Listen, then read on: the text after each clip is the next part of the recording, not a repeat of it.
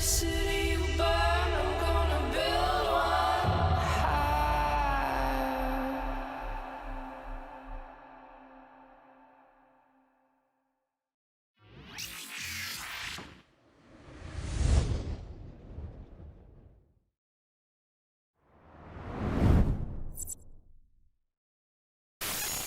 Greetings, fellow Empyreans. I am Ashrothi, the voice of New Eden, and it is June 23rd, YC128. That's right. All right.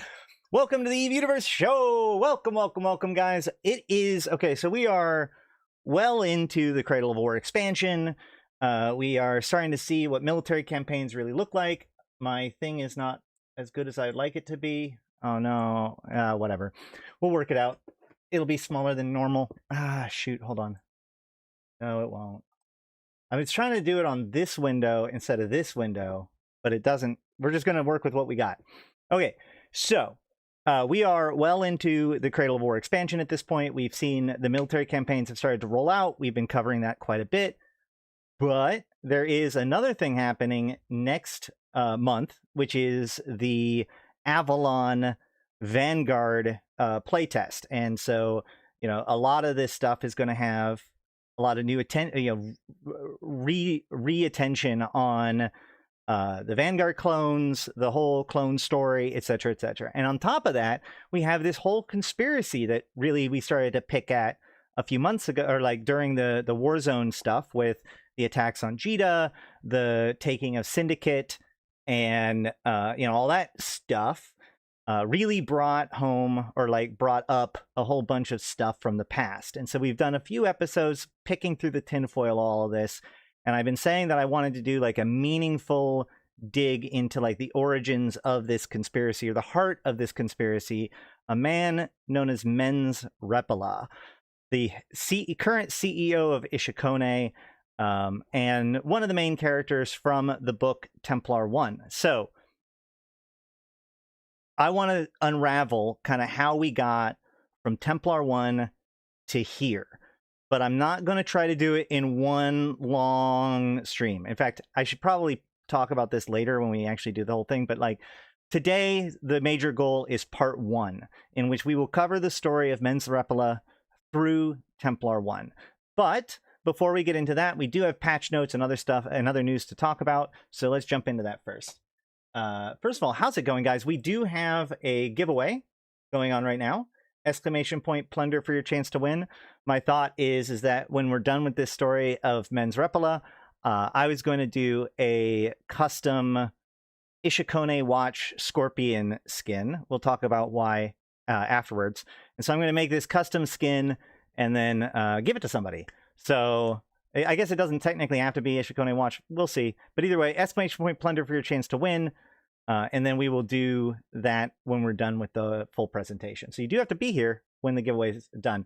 I do not, well, I often announce my giveaways ahead of time. I don't always do it, though. So you got to watch the live streams if you want those custom skins, etc., etc. So also, I just want to announce that on Friday, I do plan on doing a stream on my second channel. I will give more details about that towards the end of the stream. Anything else? Welcome, guys. How's it going? Everybody having a good time with Cradle of War? Right now, in the Cradle of War, I have... Let's see. How do I easiest look at the Theaters of War? Let's see. Yeah, overview. So right now, in the Theaters of War, Amar have completed 2 objectives, Caldari have completed 5 objectives, Galante have completed 1 objective, and Minmatar has completed 2 objectives. This, of course, has caused some people to be alarmist or whatever, so that things will be done, things won't be done. We've talked about this on several times before. I actually am concerned about objectives that get finished too quickly, given the fact that this is 100 days long, or like there's still just under 100 days left. And so people that come in want to be able to complete all of their rewards for the different stuff. I have completed 5 for the Amar, 5 for the Galante, and 6 for the Minmatar. So I completed 1 more for the Minmatar, I think, last night. we do cover these things. I'll be covering again the different tasks like at the end of the week. But if I want to go to something, there's an ocean faction structure in Swaga. Does anybody actually know why I am here? Before we jump into the actual story of the day, can anyone guess why I am outside of Tsukuras 4, planet Tsukuras 4? What has happened on this planet? Does anybody know? You'll get your extra bonus brownie points if you know. I've decided to create my own corp and dabble in industry. Excellent, excellent.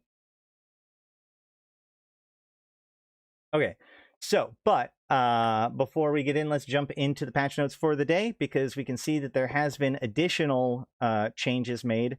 So there was a thing, I do want to cover this. I posted it in the Universe Show channel, but this was posted on the 19th, so this is actually a little bit ago, right? Yeah. And it says, we've been closely monitoring how military campaigns have been progressing and processing the feedback you provided. We've decided to make some adjustments for upcoming objectives. We've changed the value for future objectives to require fewer total participants, which is, again, so like a lot of people are complaining that these things might not be able to be done because of the number of people that are required to do it. My counter argument is that if there's too few participants done, then people won't be able to participate at all. You know, there's several things, like, for instance, distribution missions that and like the hacking challenge for the Caldari that had less than 400 people be able to participate in them. So remember, you have to participate at maximum coverage for 3, 10, or 20 different tasks. There's only 44 of them, so that's half of them almost, if you want that top tier title and reward. Why am I getting a phone call right now? Why am I getting a phone call right now? I think I know. Give me 1 second.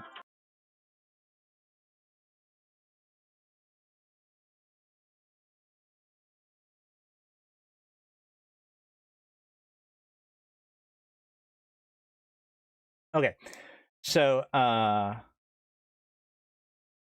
shoot. All right, so basically we're gonna have to watch to see whether or not this becomes a problem in the end. We'll talk about further changes in the patch notes from today. This update will only apply to new objectives revealed over the course of the campaign, starting with those appearing on the 20th of June. So that means that the other one that's like 15,000 Amar missions, that one hasn't been changed. I assume that they might be able to go back and change them, but they're going to try to change them going forward. The important thing here is, remember, collectively, we only need to complete 30 challenges, and you only need to complete 20 challenges for any given empire for the top reward. There are 44 in total. So even if all the numbers are messed up on every single one of the current existing tasks, there's still plenty of tasks remaining to come out. But it will mean if there's going to be less people that get to participate, that means that you're going to have to be even more on the ball when it comes to checking the different tasks and getting your contribution done, so that way you get credit for it. Overall, we are really happy with the commitment and engagement we are seeing from Capsuleers and want to ensure that campaigns feel interesting, fair, and rewarding. Since this new and fairly dynamic system, we'll continue to monitor feedback to see if there's any adjustments needed going forward. Also, it is worth noting that they do point out, not here,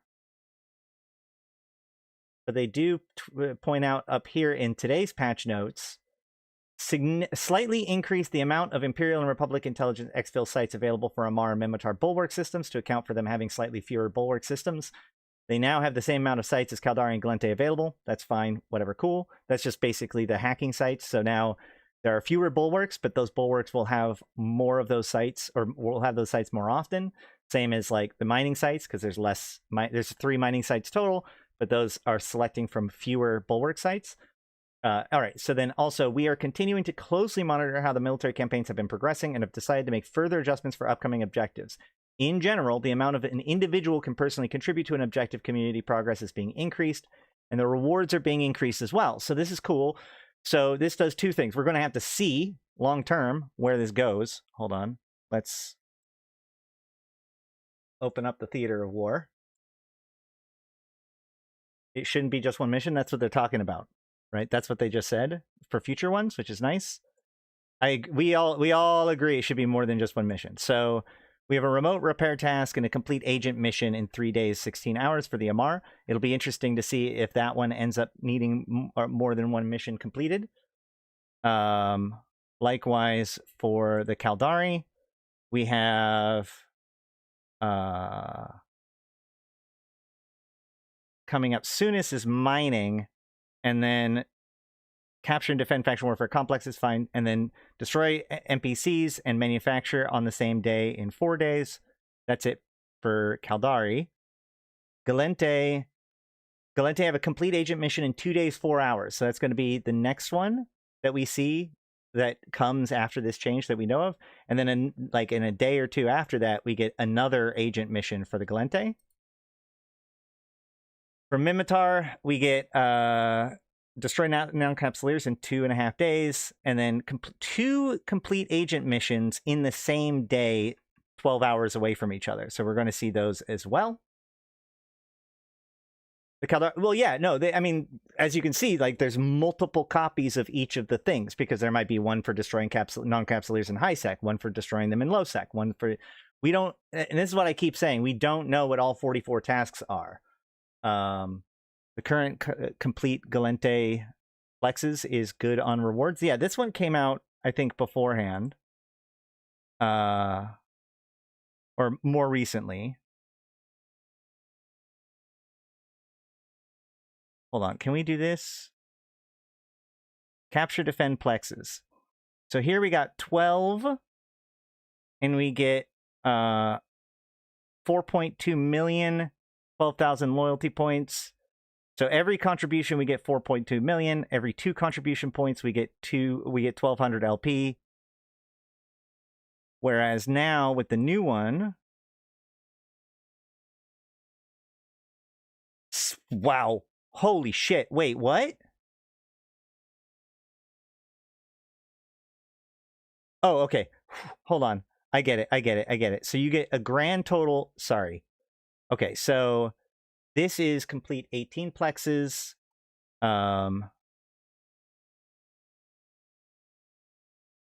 This one was complete 12 plexes. 350,000 per contribution.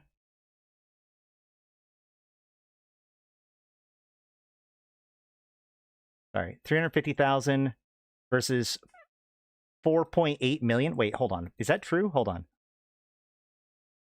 I'm sorry. I'm having a moment. 350,000 per contribution. 4.8 million per contribution. Okay, that's a lot more. 25,000 LP per 2 contributions, whereas before it was 2,000 LP per 2 contributions. So over 10 times the rewards, and you get to do it. You get 3 more times the LP rewards total. So a grand total of 250,000 LP and 68 million ISK for completing 18 complexes. Whereas before it was 4.2 million ISK and 12,000 loyalty points for 12 plexes. So yes, the rewards are insanely high. Sorry guys, I had to read it multiple times to make sure I was reading it correctly, because that is an increase of over 10 times the rewards. That's actually heck, that's almost 20 times the ISK.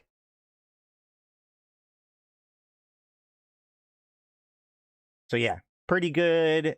They're upping the reason to do this stuff. I should be jumping into Gallente Militia probably today or tomorrow. I just finished the Mimitar one.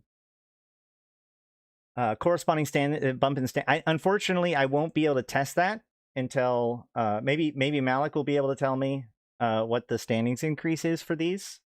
I assume so. I don't think it'll be 10 times the increase, but we'll have to test that probably tomorrow, unless somebody else knows. All right. In addition to this, we see that oh, here's a big one. So I think the patch notes said ISK and LP only.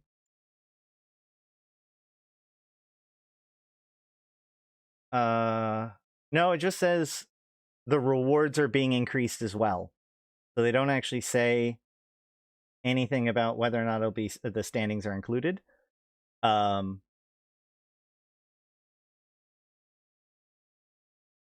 Sorry. It says so right here. And the rewards are being increased as well. That's all it says. All right, hold on. I'm just trying to get all my views correctly so I can pay attention to everything I need to pay attention to. Okay, so then in addition to this, one thing, this is actually a big one, guys. So one of the things I noticed when I was doing especially the new basics scout site, right? It's 5 minutes. There's additional spawns. It's actually, I like it a lot. But the problem is that the rat in that site is so effing zippy. And this is kind of, this has been something that I've been wondering about for a little while now, because it felt a little bit wrong. I've been doing faction warfare for a very long time, right? And so for a long time, it was kind of just known that if you are being targeted by the rat, you don't want to have your micro warp drive on, because if you have your micro warp drive on, then the rat will turn on its micro warp drive in order to keep up with you, and it is insanely fast with its micro warp drive on. This has been true for the rats forever, right? In faction warfare plexes. So I think that something happened when they made the new rats for the new site, and they forgot to make a change. Because the thing is that when a ship turns on its micro warp drive, it's supposed to get a signature bloom, right? It's supposed to be, you know, the whole point of a micro warp drive is it makes you go faster, but it makes your signature bigger, so it makes you easier to hit. So it kind of offsets the advantage of going faster. Not only can you go faster, but it, like, that damage mitigation that comes from going faster gets undermined a little bit. Well, basically what this confirms is that when they made the new plexes, they didn't add the bloom, right? So we can see that now they've added it so that all of the main faction warfare frigates now have a bloom. So their signature radius will increase by 5 times when they're going at their max speed, which is going to make them easier to hit, easier to damage. So that is actually really good. If you're looking for resources or help, the Convocation of Empyreans are here to maximize your engagement with EVE Online. You're welcome to check us out and whatnot. But yeah, I'll if you want to, you can hit me up in Discord and I can see what I can do afterwards. I'm not just going to hand out ISKs to anybody who comes begging into the stream live. I mean, I'll get you some stuff, but either way, don't want to make the whole show about that. All right. Also, it is no longer possible to cloak within 500 kilometers of the main room of the ice heist. There's some other ice heist fixes. The exfil sites that we talked about. Audio fixing. Some minor tweaks to the balance of, like, battlefields and such. Nothing too serious.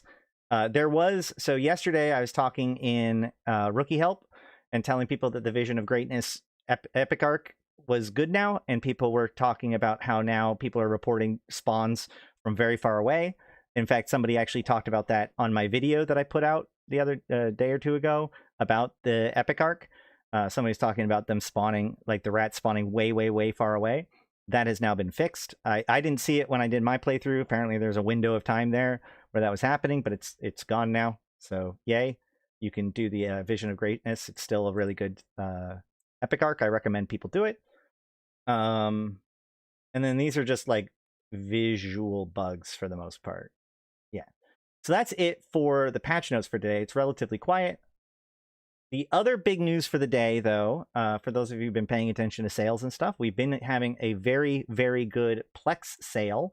And now that is backed up by this Nest Store sale. So just to remind everybody, we do have going on, we as in them, I mean, we collect, never mind, whatever. Obviously, I don't work for FC, but we as in the people who play EVE have available to us this Skinner pack. Now, these, I as I said before, sorry, not Skinner pack, Plex pack. These are, in my opinion, the best kind of deals that we get throughout the time. right? There are some other bundles that might be good, but really when you just get a flat discount on Plex or Omega, and then it also comes with skins, like that's basically, you can't do much better than that. So there still is true that there is this sale going on where you can get Plex for 25% off up to well, you have to get more than 500 Plex all the way up to the largest pack is 25% off. So you can get your Plex for 25% off, and that's cool. This is going on, I don't remember how long. Oh, for 5 more days, according to this little thing right here. And then this is a new sale, which is that it's also got 25% off all Omega in the Nest store. So basically all of the normal Plex or Omega packs in the Nest store also have 25% off. So if you combine these two sales, you get quite a good deal, guys. Normally, it's not necessarily great to buy Plex in order to get your Omega, but with these two deals combined, I think it pretty much starts to hit good idea territory. It's also potentially a good idea to buy, because there's this Plex sale going on. It might be a good idea to buy Plex in order to fund your account. Also, just remember that the 1 month comes with some bonus items where the rest of them do not. That is always true about the buying Omega with Plex. And yeah. I also want to point out that with the skins that come out with this, Timbre has said and apparently shown off that some of these skins have cool particle effects. Like when you spin them, it shoots off fireworks. I got the Confessor one from watching the stream, and I could not get that effect to work. But Malak was doing it on the Wolf with the Starkmanir Strategist skin, and he says it does work. So I don't know exactly what's going on with those skins, but they are kind of cool. Watch YouTube went to null, kaboom, hell yeah. I do recommend, if you are getting into exploration, if you haven't already, I do have a Yeet exploration guide titled How to Have an Adventure in EVE Online for 5 million ISK, I think it is called. But that has everything that you might need to know for how to have an adventure with oh, you couldn't replicate it? Okay. Well, all right. Well, whatever. I don't know what's happening. But if you've already seen the Yeet exploration guide, then awesome. We will definitely hook you up with some more ships to get you out there if you want to have some adventures. All right. That is it for this news, I think.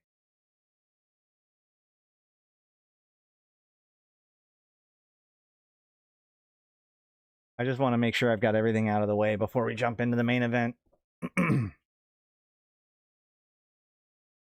Okay.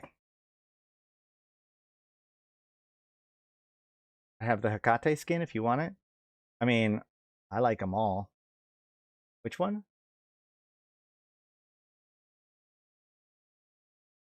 Oh, I mean, I do want it. I do want it. That's for sure. Okay, so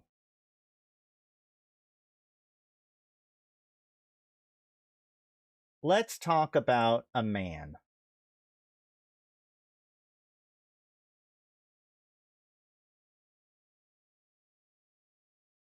Hold on. Let's talk about a man. I've posted a bunch of pictures in the EVE Universe show that I'll be pulling up in order to show off these different characters. We're going to start with this guy. This guy is a guy by the name of Men's Reppola. Okay, Men's Reppola is the CEO of Ishukone Corporation. Now, obviously, there's a lot of stuff goes on in the past, and we might have to talk about some stuff even further back from this. But today we're going to talk. We're going to start the journey of this man, Men's Reppola, because I think that by understanding Men's and his contacts and his agenda, we begin to unravel the largest conspiracy in New Eden, potentially. He has contacts all over the place and has been working tirelessly to his own agendas. And so I want to discuss this in really in terms of 3 different parts. Okay, there's 3 kind of chapters to this story. The nice thing about Men's Reppola is that he largely comes out of nowhere in history. All right. This begins with a guy named Otro Garyushi.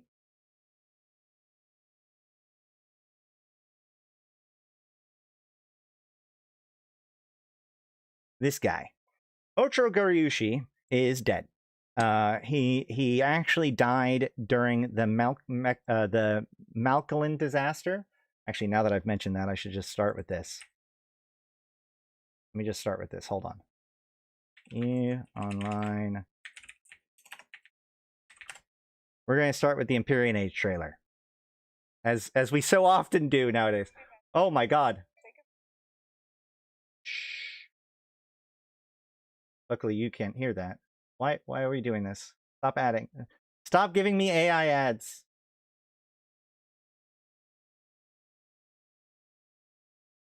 We're going to start with the Malkalin disaster.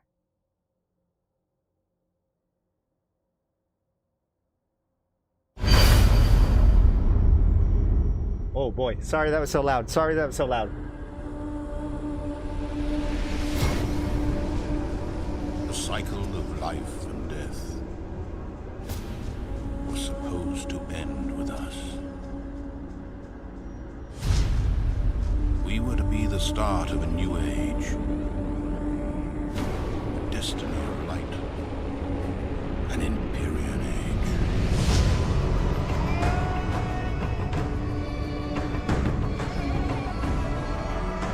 Yet these tombs call out to us. All the heroes and villains vanquished within cry out at once, begging for justice.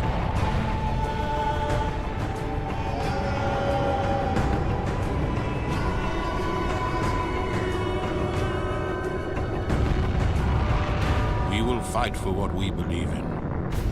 We will take a side, and our wrath will be furious.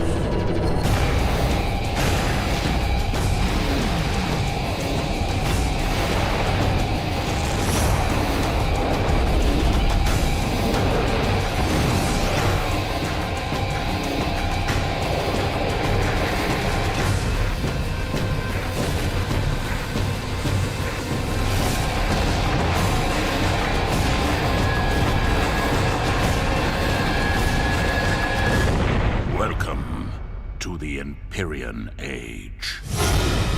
Isn't there a specific scope or other news video about it? What are you talking about? There's an entire book written about this. This is the events of the Empyrean Age book, okay? There is a bunch of New Eden news and stuff that surrounds this exact moment. They published a whole bunch of stuff. This was in 2008, but this is not a story about the Empyrean Age. Now, when we've watched this trailer before, which again, we've watched it multiple times, we usually focus on this moment here, right? We focus on this moment right here in which Jamil uses her super weapon to destroy the Thucker, the Elder Fleet, right? We talk about that a lot. Yeah, there is New Eden news about the Malkalin disaster, but we're going to focus on this moment within the story.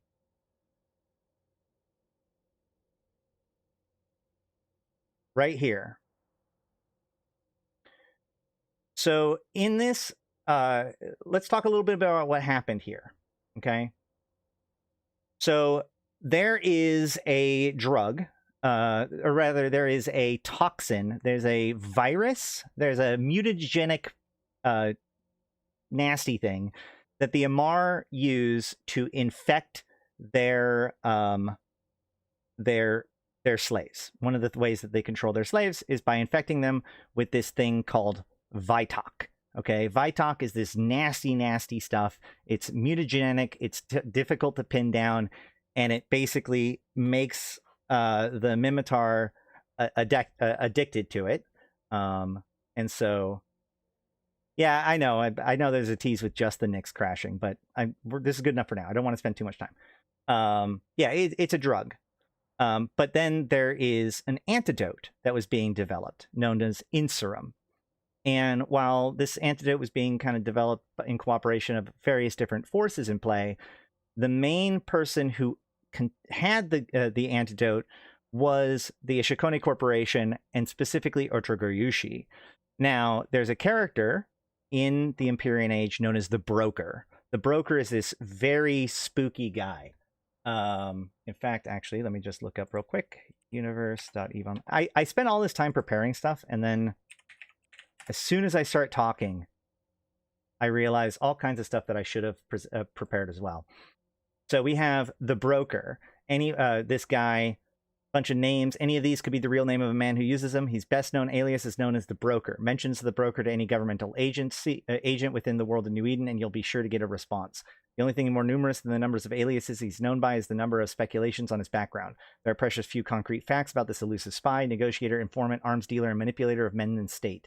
As a master of disguise who utilizes the latest in cloning and DNA technology to keep his appearance a secret, such basic details as race, height, color, hair color are unknown. However, he's often considered to be either of Amar or Gallente ancestry.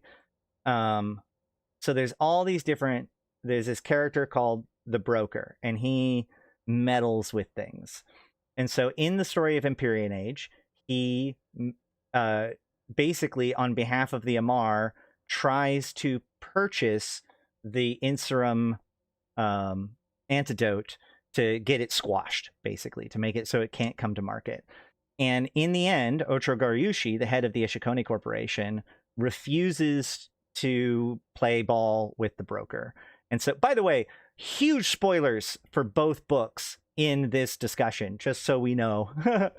But so in the end, the Broker kills a famous admiral within the Gallente Navy, and then basically hijacks his identity to be this Nyx pilot outside of this major negotiations between the Gallente and the Caldari for peace. And so there's this big peace meeting going on, and the Broker, as Alexander Noir, crashes the Nyx into there, killing Otrogoryushi. And this is how Mens Reppola begins to get power. Well, obviously this makes it so that there's this upheaval within the Gallente, or sorry, within the Ishukone Corporation. Eventually, or very quickly, Mens Reppola. So Mens Reppola, before this, what he was is he's basically he's the head of the Ishukone Watch. So he's basically one of the head people of security within Ishukone. Again, prior to this moment of the Melkalin disaster, Mens Reppola is basically not mentioned, which is extremely useful to us.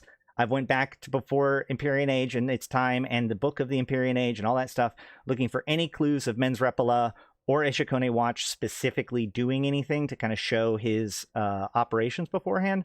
And there's really nothing. Mens Reppola is a character that gets brought into the story at this point. So with the death of Otrogoryushi, Mens Reppola steps in and actually uses his own fortune and some other stuff to buy up a whole bunch of the shares of Ishukone, helping stabilize it as it's going into freefall, and pretty quickly becomes the CEO of Ishukone. Okay. Now he has an ally. That ally is a character who we also have a picture of.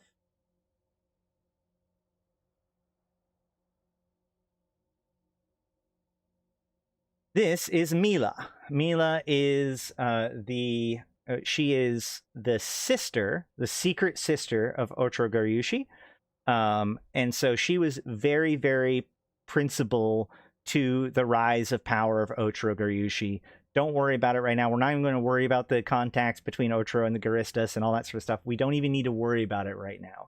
The only thing we really need to worry about when it comes to Mila is the random piece of information that that Otrogoryushi's father's name, the Garistas pilot that Otro is the son of, was named Velamo. Now that'll be relevant in a little bit, but we'll get there in a second.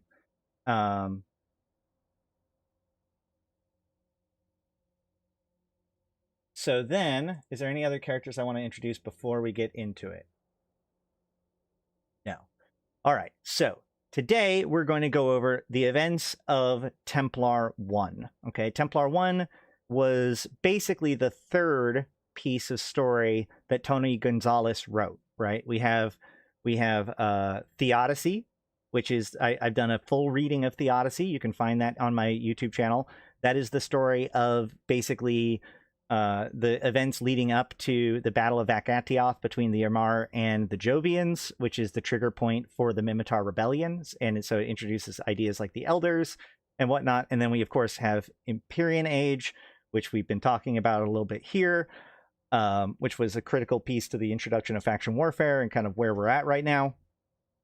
And then his third book, Templar 1, is an exploration of the development of clone soldiers, not just Empyreans, not us pod pilots in space, but foot soldiers, immortal foot soldiers. This is the new technology, okay? And that is what the book is about.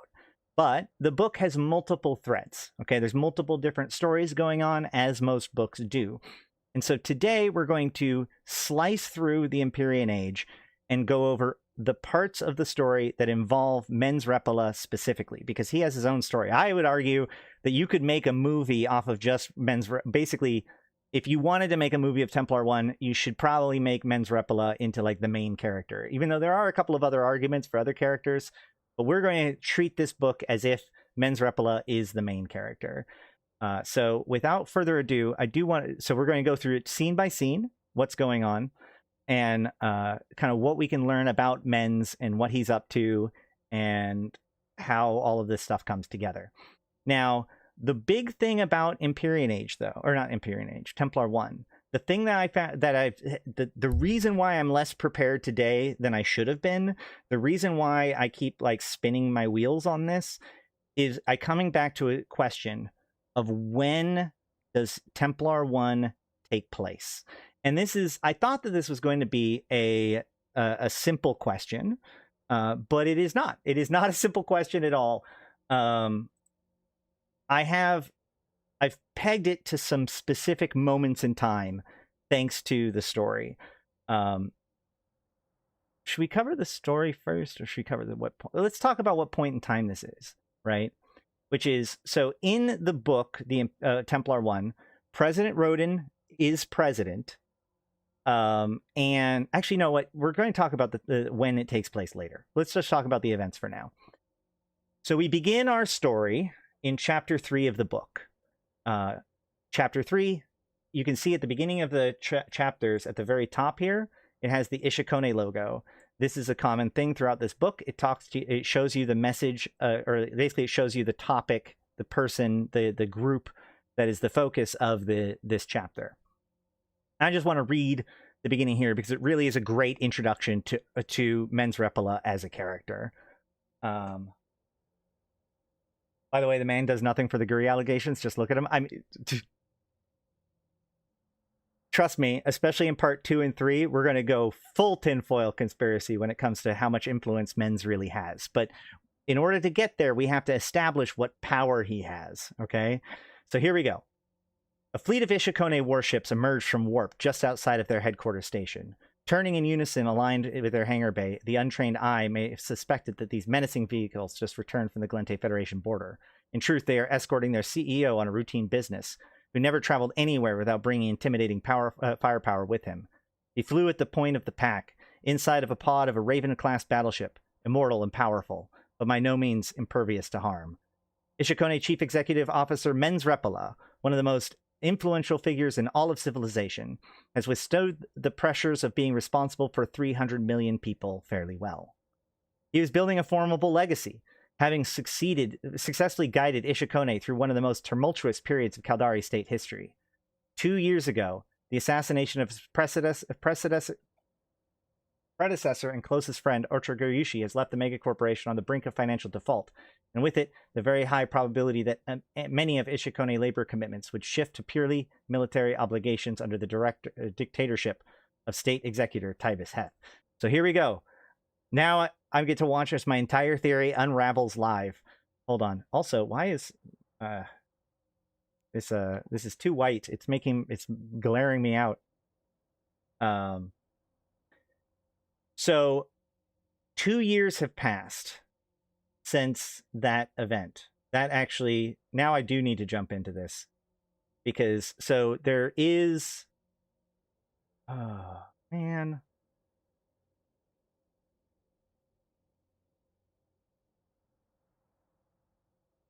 Hold on. So, okay, great. So that still makes things probably fine for me. We'll get there in a minute. So this first scene opens with him leading his flight of ships, and it really sets the tone of what kind of story or at least what kind of story it's trying it is presenting itself to be, which is basically your classic 90s father figure is overworked because of his job and trying to wrestle and balance work and home life. That's really what the story of Templar 1 is for Men's Reppola. Is the story of a father trying to balance his work life and his home life to great tragedy. So that's really the story that we're looking into here. And so it opens up with this moment that's very reminiscent of like a 90s, like almost like a Liar Liar, one of those movies where effectively Men's is traveling with his escort, fleet to something pretty important potentially. In fact, let me double check. Yeah, it was a conference meeting with some other people. He's been called here, so he's coming here in order to deal with just Ishukone business, right? And he gets a phone call from his wife. And he says, Lauren, I told you I can't be here. It tears my heart out, but if you knew what we're discussing, your heart, what do you think it's going to do to hers? Snapped the wife. You need to hear what she has to say in person. For God's sake, Men's, she's close to walking away from you for good. So again, this very much like, I'm sorry, I meant to make it to my daughter's birthday, but we're just too busy right now. Except for it's not a birthday. His daughter needs to talk to him about something. His wife calls him to try to like get his attention, and he's like, I can't do that. I've got too busy. This is too important of a meeting. I'm so sorry. I gotta go. I'm sorry. And he hangs up. He says, I can't be in two bloody places at once. I'm sorry. I didn't mean to say that. She goes, I understand perfectly. You can't be here to look after us yourself. Why bother when you can just hire muscle and tech? You're more obsessed with protecting yourself from a ghost than you are at spending time with us. Face it, Men's, Ishukone is more precious than your own family. So we can already see, like, they're putting out in the front, this is the central conflict, okay? Men's Reppola was the head of security for Ishukone.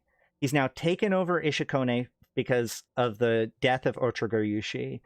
He's managed to stabilize Ishukone, but he has two main enemies, and he's obsessed with them. The first being, of course, the broker.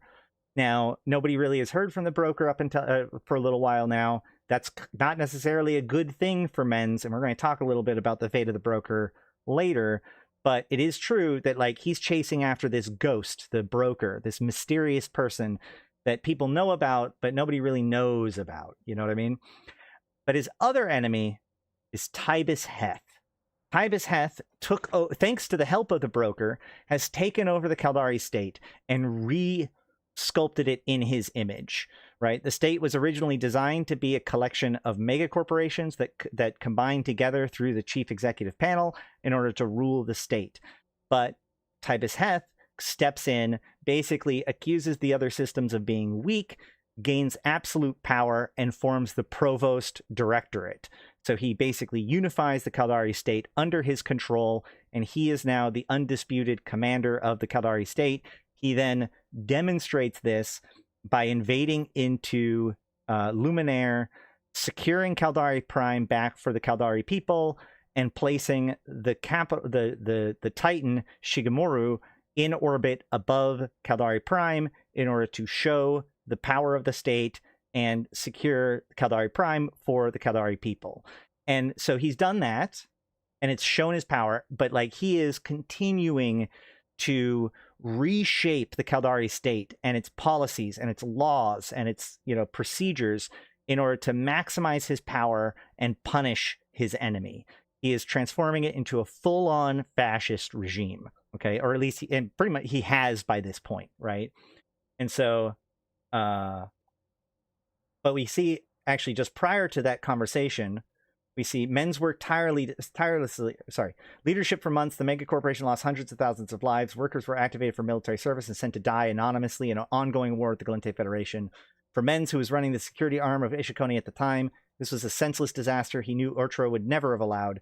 With support of his investors, Menz bet his entire personal fortune on taking an ownership stake on Ishukone. That's what we talked about here.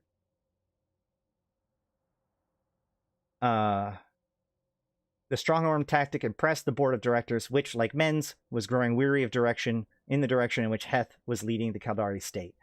So we can see that there's this push for the mega corporations to try to gain power back from Tibus Heth, but they are not doing very well.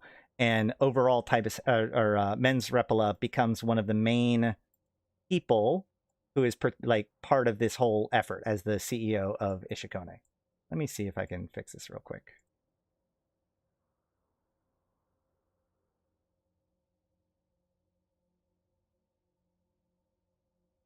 Yeah, a Caldari guy not balancing work and life. Yeah, no, seriously. So, and then Menz worked tirelessly to salvage the fortunes of Ishukone. He swam against the populist tide of those who believed in Heth's vision and centralized economy. You can see other news about this as time goes on. You know, we see these posts about, Menz Reppola bringing this together, making good deals with the Gallente. There's a lot of news about that during this time period between Empyrean Age and Templar 1. Like Menz is growing, he recalled Ishukone supplied troops and equipment from a war he felt served no good purpose from the state, let alone his mega corporation. And he did it all with a brave face. Today, Ishukone today is a better state than it was in 3 years ago. It had, despite Heth's near constant efforts to sabotage Menz, finally turned back into a profitable corporation. By all accounts, Menz should have been proud, but all victories come at a price. In truth, his success was killing him, and for those who knew him best, it seemed like a matter of time before the weight of Ishukone would crush him completely. So here's the thing, and here's the tension that's here at the beginning of the story, okay? Yes, he's trying to balance work-life. He's apologizing to his wife and his daughter because he can't be there right now to see his daughter. He's going to have to get there later. They want to meet up with him in person, but he's too busy going to this other meeting because it's really important Ishukone business. Deep down inside, he knows he wants to quit. That's the whole thing, is that he wants to quit this. He already does, and that's an important piece to this. So,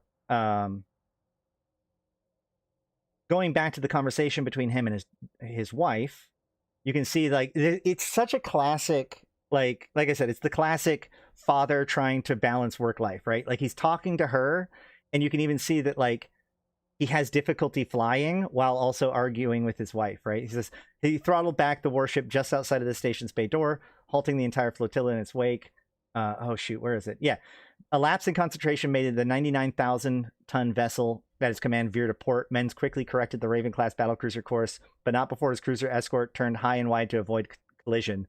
You know, they're like, you can just see, like, the father angrily driving down the highway, arguing with his wife on the phone, and then, like, swerving to accidentally get into an accident or whatever. It's very much that, but very sci-fi, right? Does it say battlecruiser? Hold on. No, it says battleship. It says battleship. I said battlecruiser. No. So it says Raven-class battleship's course, but not before his cruiser escorts. So he's being escorted by cruisers. He's in a Raven, which, by the way, there's a whole thing about the Raven and Otro in the first place, but we're not worried about Otro today. We're worried about Menz. So, all right.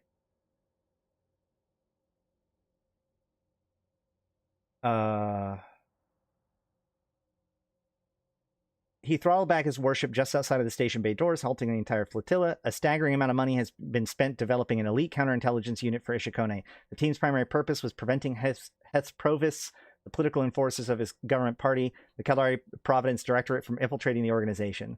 But they have halted dead in their tracks many attempts of espionage from their corporate rivals as well. Ishukone had become a black box to the rest of New Eden. Secrecy, its prime directive, had become ceaseless search for a man known only as the Broker.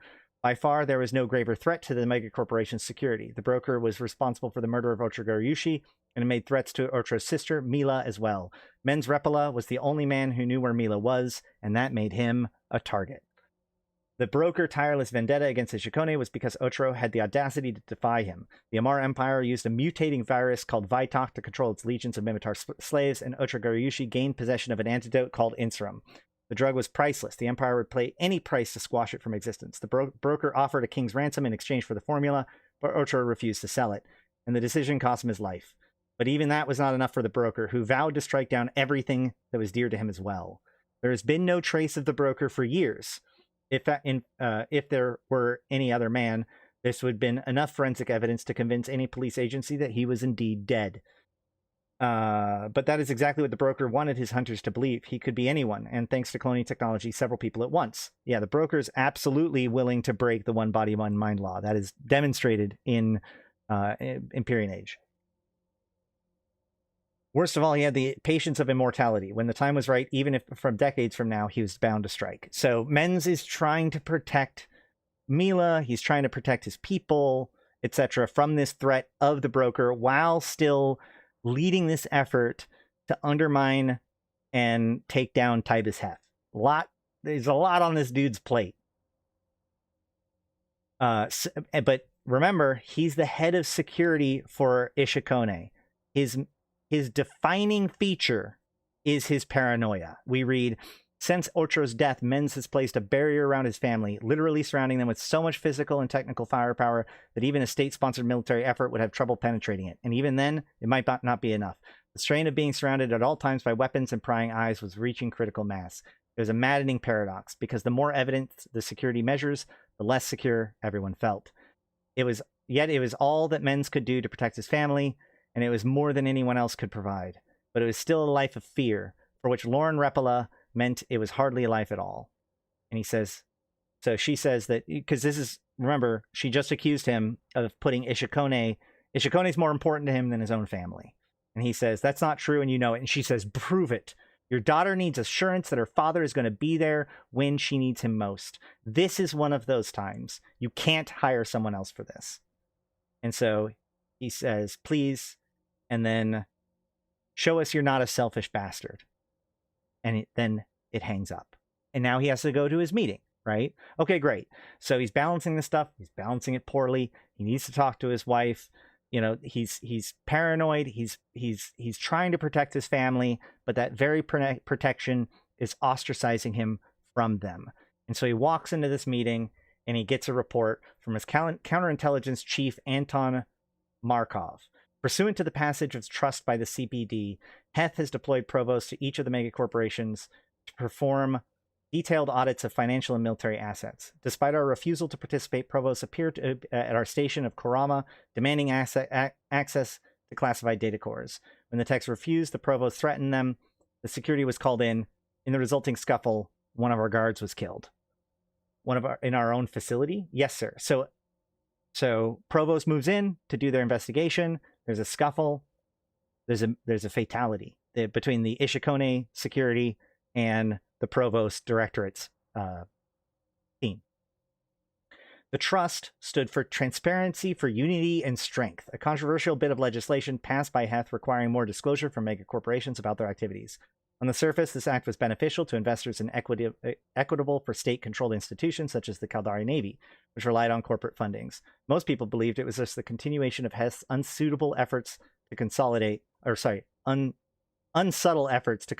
his grip for power.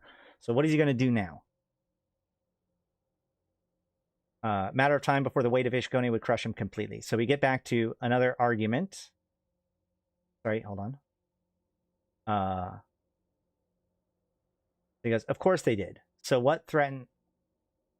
Hold on. Yes, sir. The guard's neck was broken in the fight. Ishukone Watch arrested all provosts and wanted to bring capital murder charges on the one responsible. With your approval, the CPD already warned us not to do that. So basically, there's this fight. The Ishukone Watch guards kill one of the provost guys. Sorry, other way around. Sorry, the provost guys kills one of Ishukone Watch's guys. And so they arrest the provost guys.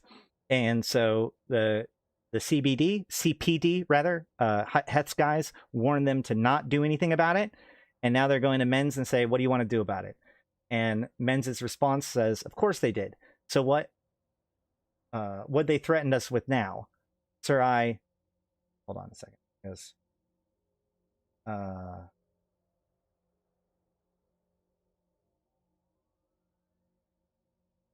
yeah. So what they threaten us with now? He goes, Sir, he doesn't know, muttered Ralishi Okimo. Now, Raleigh is a very important character to this story, too. And he's one of the only important characters that I do not have a picture for, because apparently they haven't thought to put him in the Eve Galaxy Conquest game yet. But he's another major character in this whole story. Raleigh is actually a very close friend of Otro and Mila. Raleigh is, well, we'll talk more about Raleigh in a minute, but Raleigh is the chief technical officer of Ishukone and basically Men's right-hand man. And so he says the truth, or he says the kind of the inciting incident of this entire story. I'm sorry to be the one to have told you this, but the State Science Academy has formally revoked your daughter's enrollment, citing our lack of participation in the Trust Act. And that's the moment in the movie where, like, the music stops, there's a heartbeat, and Reppola starts to realize that he can't protect his family from Heth. He might be able to protect people from the broker, but he can't protect them from Heth. And more importantly, this is what his daughter wanted to talk to him about. This is the thing that he had shoved off to the side. And this really hits him. Like, oh my God. Like, that tension of, like, work versus home suddenly comes into tight focus right away. They made a scene of it. Bastards literally pulled her right out of class in front of everyone. The same exclusion criteria will likely be applied retroactively to all Ishukone residents. Heth is using the example of your daughter to send a warning to others. I'm losing my family for this, Men's thought, lost in a trance as he stood among colleagues who were helpless to do anything except for avoid looking at him directly. The only thing I could have given her to make up for my absence in her life was this institution, where the best minds of Caldari science and culture is gone. She'd open that door by herself using her own smarts and work ethic. All I had to do was hold it open for her. Instead, I slammed it in her face, for Ishukone's sake. So, again, very smart girl, you know, earns her way into the most prestigious college, but gets cut out of it as punishment for Ishukone's insubordination for the provost's demands. The CPD will use this leverage to free their provost and force our compliance with trust. Thousands of Ishukone civilians are enrolled in programs there. Strategically speaking, they're taking tomorrow's intellectual capital away from us. As of now, the press is unaware of these events. So here we go.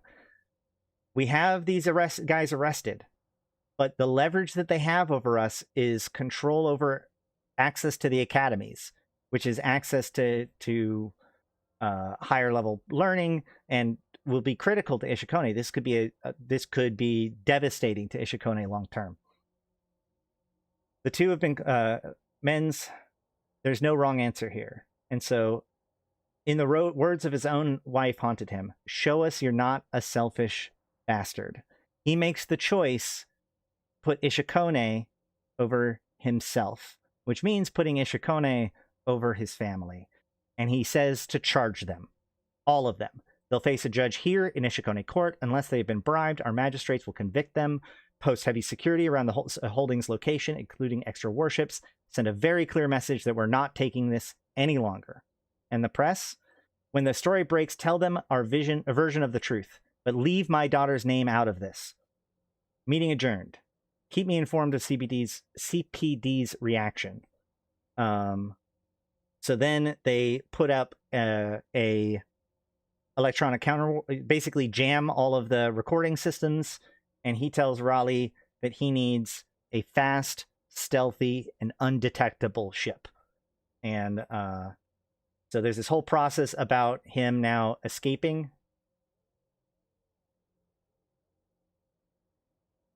There's a convoy leading here in an hour. Take a shuttle from Sigma 2 in the unfinished deck level. Construction drones will see you aboard. Don't be gone longer than 6 hours. And then Raleigh says, she doesn't need that damn school. I'll teach her myself everything that she needs to succeed. Raleigh's just trying to be a good friend, man. Like, hey, man, this ain't that bad. This isn't that bad. We can get through this. We can deal with this. Don't worry, man. I'll help get you through this. Just don't freak out. So the question is, where is Men's going to go within this? He has a 6-hour window of time. And he says, Men's considered letting his wife know that he would be delayed, but then thought better of it. He's not going to see his family first. So where is he going? Well, Raleigh knows. He says, tell her that this old friend says hello. So we see this cover. This next part is basically the cover up of how, you know, they spoof all of the biometric data, the cameras, all that kind of stuff that basically identifies Men's Reppola, giving him an alibi of where he is, plus the ability to get out unaccounted for. And so he gets out and he wants to hit in there. So it says, the convoy itself, 20 ships long, was comprised entirely of Minmatar constructed vessels, a popular choice for freight companies doing business with Mega Corporation, given the attractive cost and performance of its haulers. Men's would leave with that convoy as an escort, broadcasting an ident signature that registered him as a non-capsuleer. Upon arrival to the next port of entry, Men's would set course alone on a dangerous journey some 40 star systems away, the Geminant region. Hidden there among the searing stellar winds of the Mulmir Nebula, he would find Mila Giryushi and inform her in person of his intent to leave Ishukone for good. So again, Mila Giryushi, sister of Otra Giryushi, and the person who helped orchestrate the rise of Otra Giryushi and manage the Caldari, or the Ishukone Corporation. She's been hiding in the Mulmir Nebula in the Geminant region from Heth. And so he's traveling there to tell her that he quits. That's the first chapter. We jump to...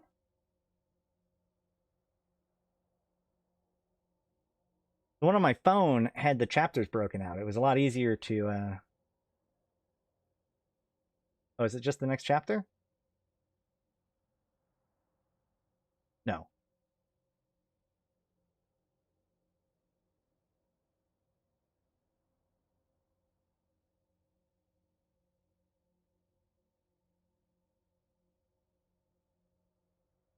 Right. Next we get to, here we go, Essence Region, Varus Constellation, Ladderster System, Planet 4, Moon 4, Renialt, Presidential Bureau Station, Sovereignty of the Gallente Federation. Nope, that's not the right one. My bad, that's men, not men's. Well, it's men's as in plural of man, not men's as in Reppola.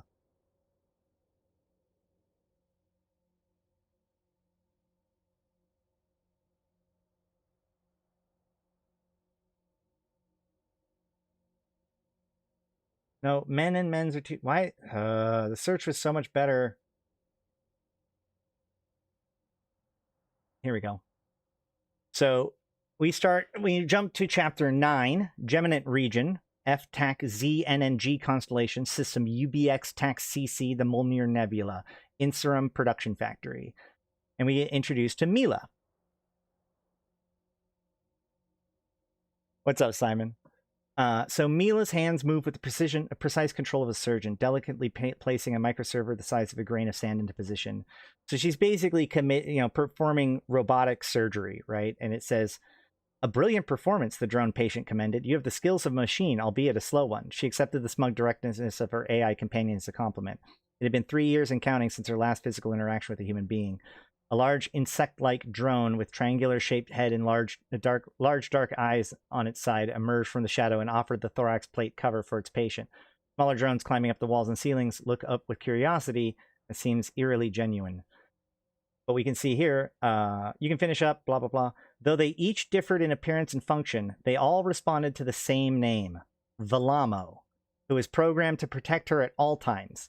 Mila developed a friendship with them, and together they sought to learn all they could about the cruel universe she left behind. So basically, Mila has gone into hiding after the events of the Empyrean Age, and she has the support of an artificial intelligence that basically operates a swarm of drones at her complex. And that drone swarm is known as Velamo, which again, remember, is named after her grandfather, effectively, at this point, right? Because it'd be because Mila would be Otro's sister, so Velamo would be both of it'd be both of their fathers, right? Yeah. So their dad, so this AI is named after their dad, and we do get information at some point here that Velamo, I believe, was developed by Raleigh. Okay, so this is kind of these all these people are very, very interconnected. So an unregistered Wolf-class frigate just emerged from warp outside the perimeter. Who's the pilot? Ident scans indicate that he's Ishukone CEO Men's Reppola. Mila felt an emotional surge flush to her cheeks. The antenna of a smaller drone swiveled in their direction, registering the sudden change in her biorhythm. We cannot verify unless we take him into quarantine, Velamo cautioned. Shall we proceed? Yes! God, yes! So she's very excited. Careful, Velamo warns. Our foe wears many disguises. Mila is super stoked to run into Men's again. She doesn't know what he's here to tell her. So we see him dock. Men's noticed grill-like serrations of the metal surface that moved and undulated with chaotic movement. Velamo appeared to be harnessing the energy of the nebula itself, using its adaptive intelligence as a way to find and thrive in this hostile environment. So basically this nebula has all of this stellar gusts and gas inside of it that's messing with various ships and facilities, but because Velamo is this adaptive artificial intelligence, it's basically not only created this safe spot for Mila, but has begun to adapt to its very environment, gaining power and whatnot from the solar phenomena, right? Once Men's was removed from the pod, a pair of menacing spider drones, each bearing pincers as long as a man's arm, gathered up his carcass off the grating as he retched containment fluid from his lungs. They warned him that the blood was going to be drawn for genetic analysis, with or without his consent. Fortunately for Men's, he passed their test. So, worth noting, Men's is a capsuleer. That ends up being important for a couple points in time in this story. The last time he saw Mila in person was the harrowing moments following the death of her brother. It had been Otra's final wish that Men's rush her to this forsaken sanctuary, where he and a good friend, Raleigh Rashi Okaimo, had built it in complete secrecy. As senior officers of Ishukone, they had made many elements over the years. The construction was prescient of them. For now, it was sheltering Mila from both the broker and Tibus Heth. Those two were responsible for Otra's murder, plus hundreds of thousands more in one of the worst atrocities in history.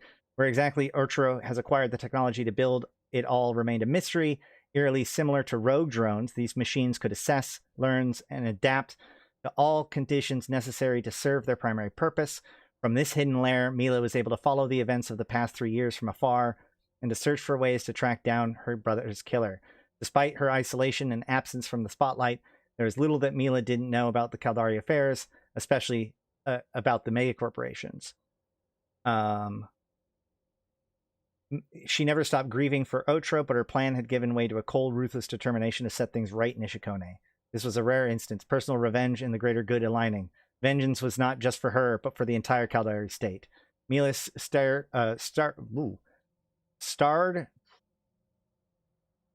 Yeah, it stared. Mila stared at her trusted, beloved friend, to whom he shared countless memories. I don't know why my brain just, twitched that one. They, Otro, Raleigh, Men's, and a select few others from their inner circle, were a family in all but name. Their bond was unbreakable. Besides Raleigh, no one understood her better than Men's Reppola. So there we go. That's the beginning of the conspiracy. We have Mila, Otro, and Mila, Raleigh, and Men's. Otro's dead. That is the beginning of the conspiracy that we can lock in. This was the only way, he said. We took the necessary precautions. Sorry. She's so happy to see him. The first thing she says to him is, I could kill you for coming here. We took necessary precautions. Did Raleigh approve of this? Men's gave her a thoughtful look. He never said one way or another. I didn't tell him. She's very excited to see him. she couldn't be certain of how she would react seeing anyone, after such prolonged solitude, let alone him. Remember, it's important to note, before we get too much further into this part of the story, Mens is married, has a daughter, thrown out there. Why have you come here? He says, I'm stepping down. I came here to tell you in person. Silence pervaded. Spider drones gathered at the door behind him, and the smaller specimens huddled behind her. The sadness on her face crushed him. Have you told this to anyone else? She finally asks. Mens shakes his head. Ishukone is destroying me. Your brother was a much stronger man than I. She forced herself a smile. He would disagree with that. I've prepared a list of possible successors, Mens continued, eyes glassing over with pain.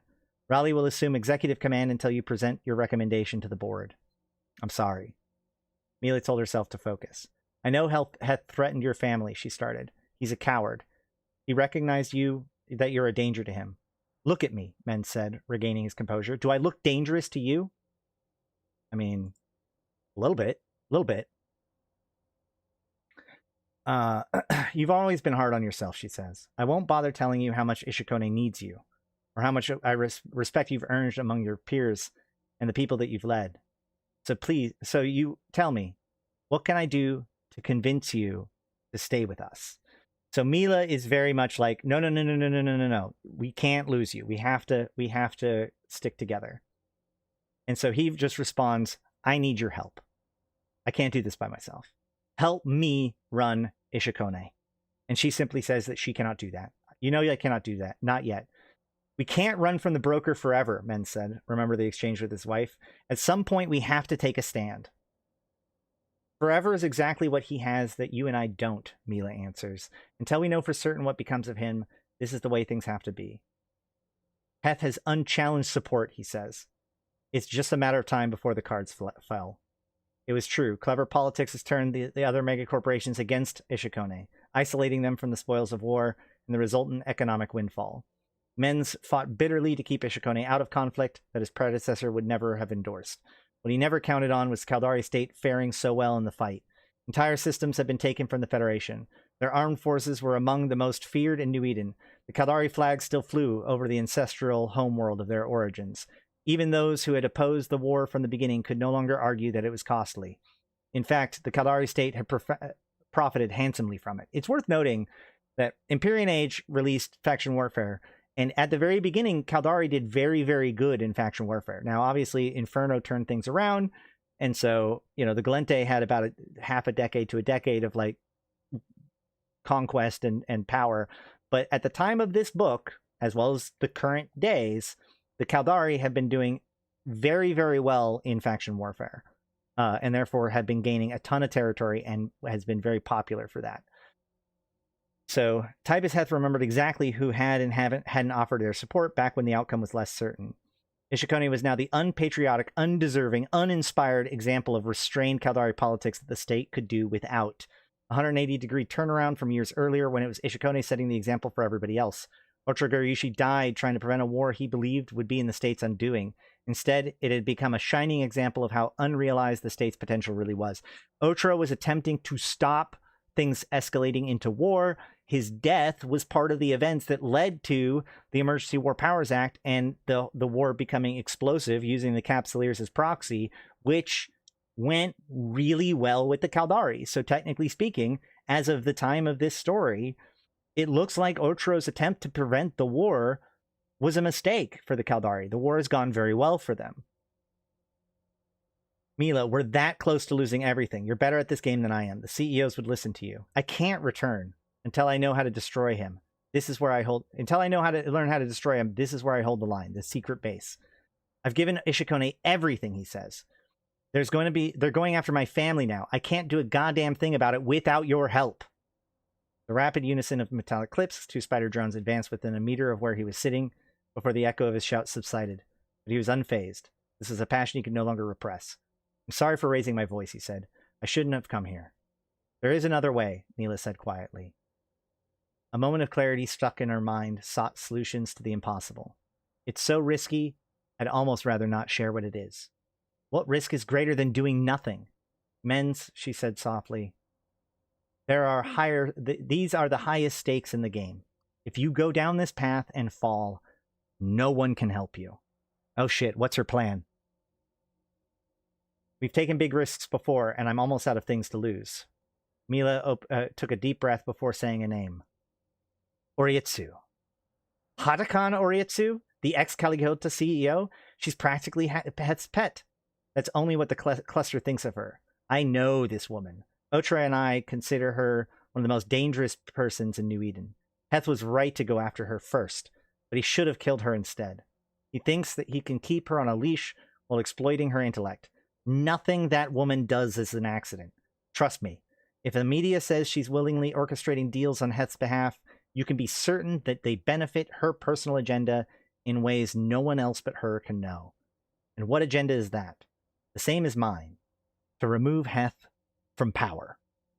So a mutual enemy makes us allies. And that is where we get introduced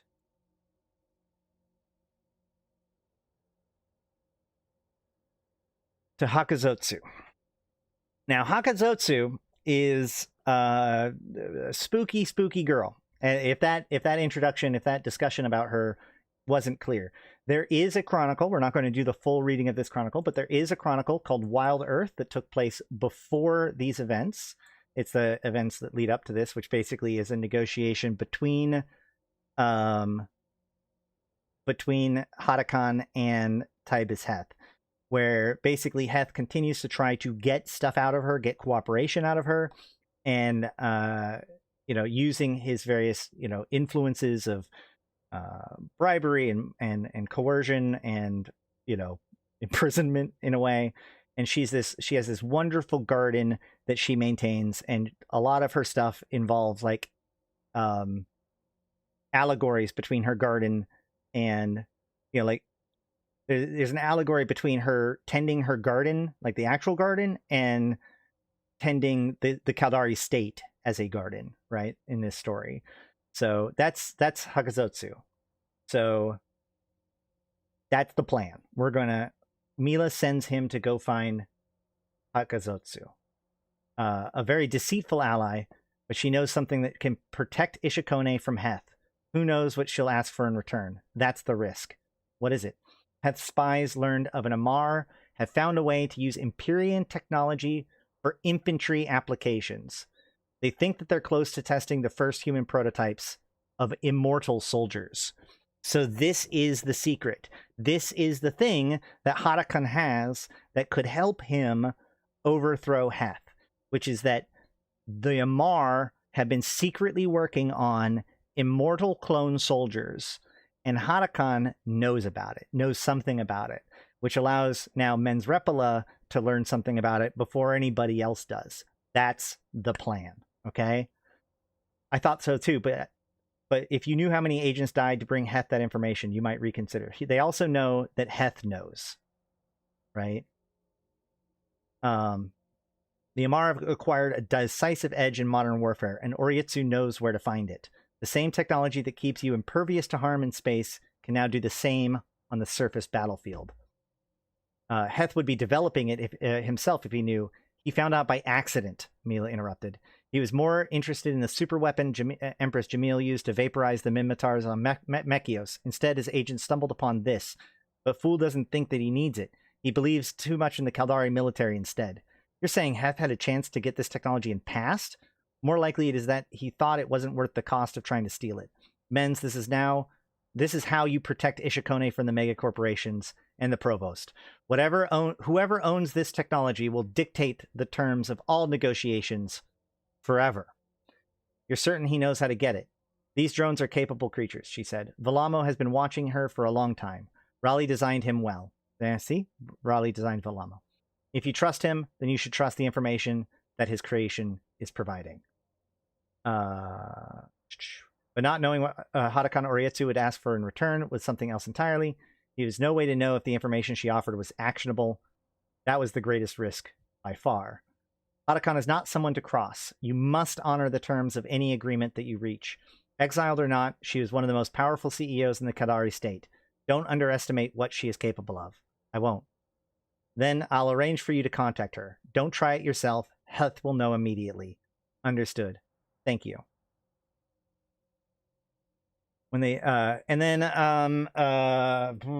you know, they have some close moments together where he betrays his family even further.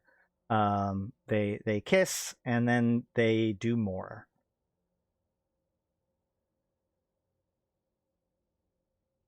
Jumping forward again.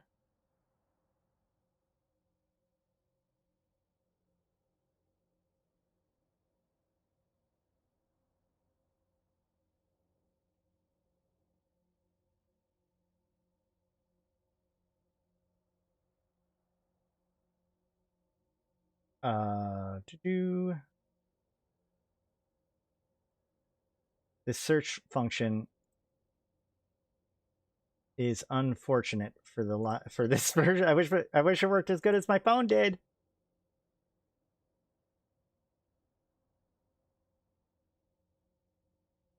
Here we go. Okay, so we come back on chapter 17 in the Vassala system, Planet 5, Moon 15, Ishukone Corporate Factory, Temporary HQ, Sovereignty of the Caldari State. Sounds like a Syndicate ship. Syndicate does get involved in this. All right. So, Raleigh sat beside Menz in a darkened room, manipulating a volumetric construct, moving the controls through the air until a spectrogram appears. The star map was hovering behind it, tracing the source through a series of points ending on the planet Matthias. The communication channel opened and began broadcasting. Men's Reppola, Hadakan Orietsu said. You haven't aged as well at all. The voice of the former Calikiota CEO reminded him of a coiled viper. She couldn't even see his face. And this is a voice-only transmission that was encrypted, dissected, and bounced through several dozen star systems to hide its origins from eavesdroppers' reach of governments and megacorporations. There was no subtlety with her at all. She had opened the conversation with a vicious jab at his public setbacks. She's saying, you don't look too good, even though she can't see him. And so she goes, Mila and I have so much in common. You would think that she could hold a conversation longer. Then again, maybe we both just prefer solitude. You're a bright fellow, she continued. You know the risk I took by speaking with her, and the risk I'm taking right now. That implies that you're rather unconcerned for my well-being. And so he reminds her that Mila assured that you've taken the necessary precautions to protect yourself and this conversation. He's saying, hey man, if there's a risk, it's you. If you messed up, maybe there's a risk, but I have been assured that you took proper precautions. What's cool is that, so now it talks about the fact that she's actually surrounded by guards, right? An avid horticulturalist, she'd spent her spare time looking after an overwhelming collection of exotic plants, housed several open and enclosed greenhouses throughout the grounds of her former estate. Even before Heth sought her counsel, she would spend long hours moving between them, happily getting her hands dirty and very often talking to her plants as she worked. The guards considered a peculiar habit for someone of her stature, with Heth regularly drilling her during exhaustive planning sessions along with members of his cabinet. Her garden visits have become even more of an outlet, a place for her to vent her frustrations to a leafy and debatably attentive audience. It was harmless behavior, the provost reasoned, provided it kept her sane. So she's sitting there talking to her plants, right? But then it goes on to explain, with so much exotic flora to marvel at, the large species of creeping carnivorous plants distinguished by thick, large petals growing throughout the grounds were almost unremarkable. Occasionally one would clamp shut as insects flew towards its stigma, the sound of their flapping wings registered by the millions of microscopic trigger hairs lining the petals inside. Once trapped, the victim would be slowly digested and its constituent nutrients transported through a complex root network which could extend for many kilometers. With the right biotechnical engineering, these plants could be converted into a surprisingly effective listening device, which is exactly what Hadakan Orietsu had done long before she was imprisoned on her own property. So the idea is that there's this carnivorous plant that has all these little hairs that function like listening receptors, right? It picks up sound of like insects and stuff. So she's hooked that system up to through biotech engineering to make it into a listening device. So now she can just talk into any of these carnivorous plants and it gets picked up by her systems. So she's able to talk to people like say Men's Reppola, without anyone noticing, because to everyone else, it just looks like she's talking to her plants. This is the kind of lady we're talking about here, okay? So, of course I've taken precautions, she scowled. You wouldn't have contacted me unless you had something juicy to offer. So what the hell do you want? Information, he answered. Mila believes that you have knowledge of a certain prototype Amar technology. I need to know where to find it. She was right. What do I get in return? We have a mutual friend, Men said, careful to avoid saying anything that could directly imply treason against the state. He still didn't trust her. So I'm prepared to offer my assistance in mediating your current relationship. What kind of assistance? The plan that he and Raleigh discussed rolled past the augmented vision. We've analyzed the circumstances and determined a compromise is possible, he said cryptically. In addition, we believe that there are others willing to lend support. You expect me to hand over the most coveted technological advances in New Eden for exchange for speculation? Here's what you should know. Heth has been meeting with his generals for the past 6 weeks to discuss Ishukone. Is that not the reason why you're asking me for help? If you're so serious about protecting your responsibilities, then you better get serious about an offer. She calls it his bullshit. He's kind of trying to play around, tap dance around the issue, and she goes, no. Heth is coming after Ishukone. That's why you need me. Get real about your offer. So then he says, fine. What do you want? And she goes, I want Heth's reliance on me to be absolute. I want him to have no allies left, no one to trust except me. You're going to make that happen. I'm not sure I understand you. The cabinet members of the Province Directorate conduct strategy reviews every week. These are Heth's closest people, all handpicked by him personally. Without their loyalty, he is nothing. Except for you, Men's finished. We're not in that kind of business, Atakan. You are now, she growled back. Ishukone has become Caldari public enemy. I know it, you know it, so what are you prepared to do about it? Watch it wither away and die? What would Ortruguryushi have to say about that? What are you asking for exactly? Ishukone is supplying materials and personnel for a new research outpost on the planet Myoklar, which is where the next directorate meeting is to be held. You will replace some of that personnel with a team I provide. See to it that they are delivered to the site ahead of the meeting. And how will they get out? Not your concern. All I want is for your dropships to take them in. Menz took a moment to consider this. This was highly unusual. He was making it too easy. All the exposure was on her, not Ishukone. Just like that, he had regained all of the power in negotiations. The dropship could be temporarily piloted in, or remotely piloted in, for instance. Whatever cargo and personnel she planned on stowing aboard could be screened. There was any number of different ways to insulate Ishukone from whatever she was planning. So he says, I accept this term. He says to the widening eyes of Raleigh, now you have information for me. The New Eden system, very close to Point Genesis, she answered. A research vessel called the Significance is near there, with a scientist on board named Marcus Dror.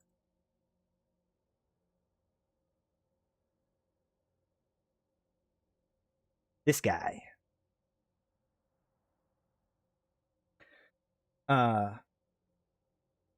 You won't be able to scan down his ship. He'll see you long before you see him. What does he have that I need? He invented Immortal soldier technology. No one outside of Sorum's circle knows this. Only us and Heth. Why Point Genesis? I don't know. But let's just say I recognize Exile when I see it. So he's being sent to the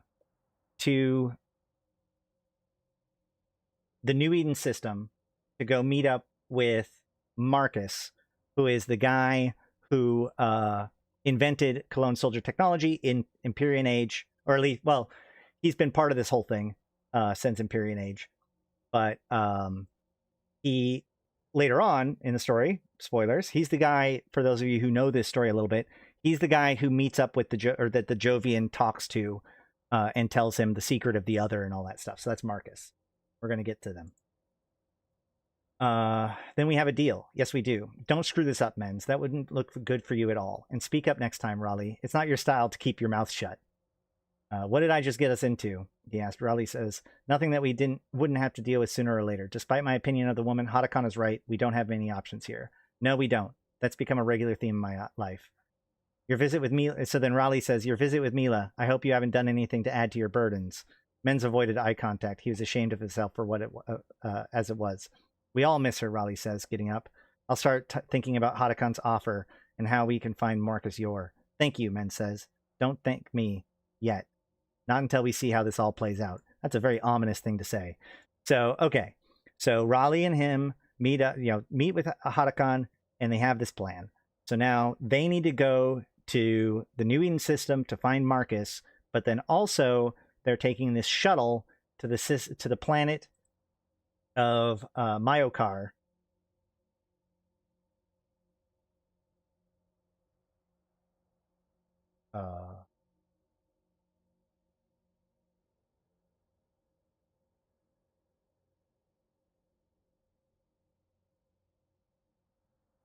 Where is it? Yeah, Myoklar, right? Well, so they need to. There's an Ishukone base on Myokar, and there's going to be this meeting there. And so the idea is that there's going to be delivering this payload for Hadakon. So that's what's happening here. It's worth noting that so this chapter doesn't end here. It actually jumps. It jumps back to Men's, and he keeps going as he meets up with his daughter. But there's actually this very interesting in this chapter aside. You know, a lot of the times the chapters, especially in the first part, each chapter is like one section of the story. But this one actually has there's two sections of this chapter that are both about Men's. And in between those two sections, they insert this Concord file on Mordu, Moria Mordu, the head of Mordu's Legion. That Terran superweapon is a big issue for me. Half the ships in the game become unusable. What do you mean?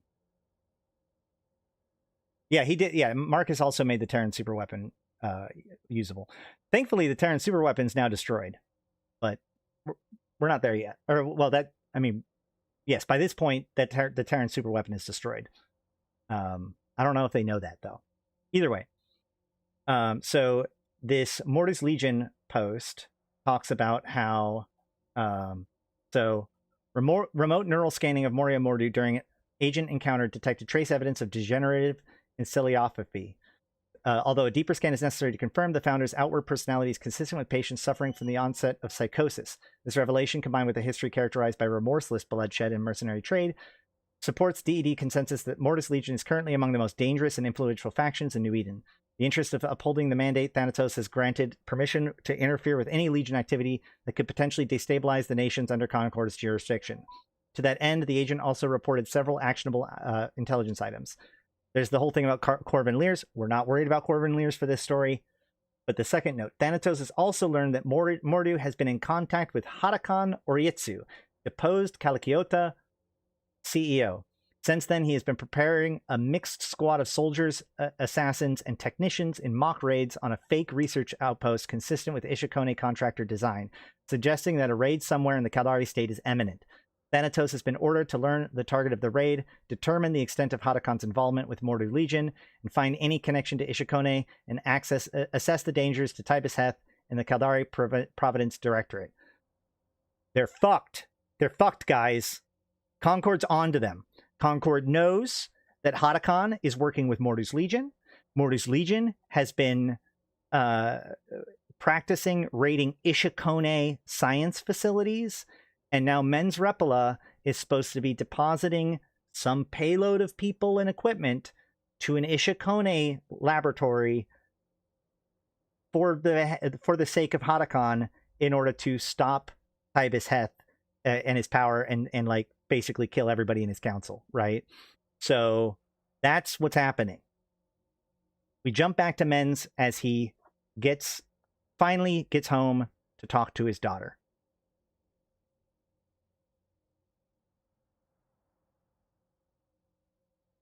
I mean, arguably all of the ship, basically, I mean, it's a good reason why the sleepers don't have shields, right? It could be a reason why the sleepers don't have shields. But otherwise, yes, this Terran superweapon is extremely dangerous to basically all ships in New Eden. All right, so he gets home. Men's emerged from the security checkpoint on home aboard Ishukone HQ station and finds his daughter sitting alone in the living room. Old family vids were projecting from the entertainment center, bringing back fond memories. And again, we're just such a traditional, like, you could see this be a movie, right? Each of these scenes feels very like they've made a movie out of it, right? So he comes into the room. It's all dark.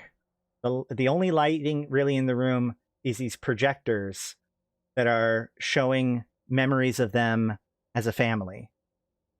But there was little else about the living space that fit his own idea about what a home should look like. Instead of welcoming homestead decor, his wife has opted for a stylistic elegance more befitting an elite class to which they belong. He hated it. He always had. Between its coldness and all the security, knowing that powerful weapons and an omnipresent AI was always nearby, his home was just a military bunker in disguise. He takes a seat next to his daughter, looking at the images. He saw a much younger version of himself playing with Amelie, tossing her in the air and catching her, zooming her through the park like she was a flying superhero. Her giggles were absolutely contagious. Menz caught himself smiling broadly, just as he had back then, at his daughter's delight. So we take this moment to let him be a father, right? Again, this is a story about a father trying to balance work and home. She wants to leave you, Amelie says. She hasn't told me that, Menz nodded, still looking at his memory. Not yet. You would have to make time for a conversation first. I know, Ben said dejectedly. Amelie, I'm sorry about the university. That's horrible. I'm sorry I wasn't here for you when it happened. It's not your fault, she answered, standing abruptly and crossing her arms. Besides, it gave me the closure I needed. Lauren used that exact same mannerism whenever she was uncomfortable, Lauren being his wife. Amelie looked very much like her mother, sharing her slender build, piercing eyes, and high cheekbones. She was a beautiful young woman who could excel at anything that she had tried. Menz wanted to ask what closure that she wanted. What closure is she expecting? I fooled myself into thinking that there is something normal for us out there. A life that didn't require armed guards. Some place that I could befriend people without having them background checked or interrogated. A life where I didn't need to be watched by machines and strangers all the time. You can understand that this is a girl.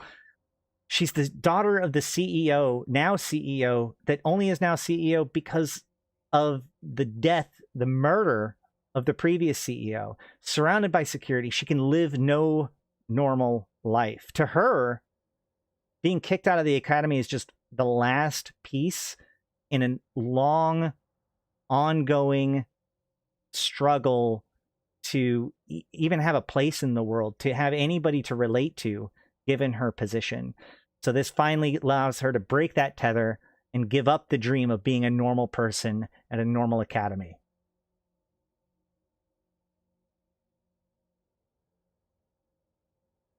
We didn't anticipate this. Your mother and I fell in love years ago, but our careers, I know what happened. You grew apart. It happens.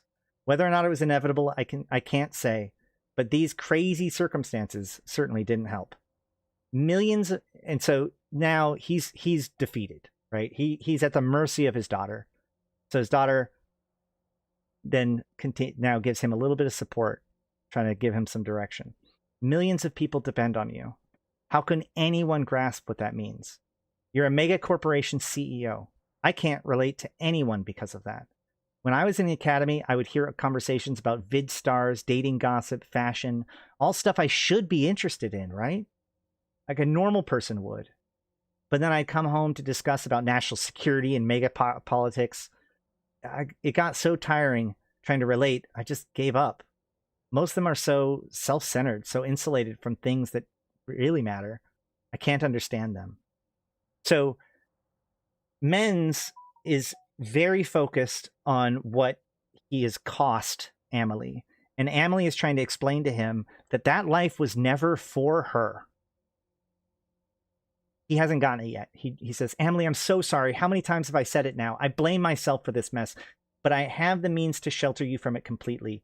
We can hide you in plain sight, use technology to change your identity, even the way you look. If that's what you truly want, I can make it happen. He still thinks that the answer is to try to give her that extra life. He hasn't gotten what she's trying to say yet.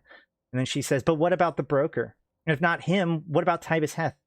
And now what? Maybe the entire Caldari state as well? We're not going to find we're going to find a way to stop this, Men staggered. We're not going to quit. And I'm not saying that you should, she answered. I'm proud of you, Dad. Proud to be your daughter. Sometimes I think Mother resents me for supporting you so much. But it's going to be us. But if it's going to be us against everyone else, we need to be closer. I want to be more part of your life. I have a right to take an active role in protecting myself. It's not that I don't trust you to do that. It's just that this is much more personal now. I hate the people who did this to us as much as you do. So if the state won't let me into their damn universities, then you're just going to have to teach me everything you know. Men's bottom lip was quivering. Was it possible to love someone any more than this? Her final message, or her message is, I'm your daughter. It's us against them. I don't need you to protect me. I don't need you. Well, I mean, I don't need you to give me some facsimile of a normal life. My life is being your daughter, the daughter of the CEO of Ishukone. Let me fill that role. That's her question to Men's. That's her ask to Men's. That's what she wants her to say. Not, hey, I can give you this compensation for what you've lost. She just says, hey, let me in. Let me be part of this. Because I'm done with that normal life. And then she asks one other promise. But please, I want you to try one last time to work things out with Mom, so I can have closure in that part of my life as well. I will, Men's promise, one last time. So the big thing, she wants him to let her be more active of a role in everything, but also, more importantly, try to make things work with Mom, right? With his wife. Let's do this as a family. That's her goal through this story as Emily.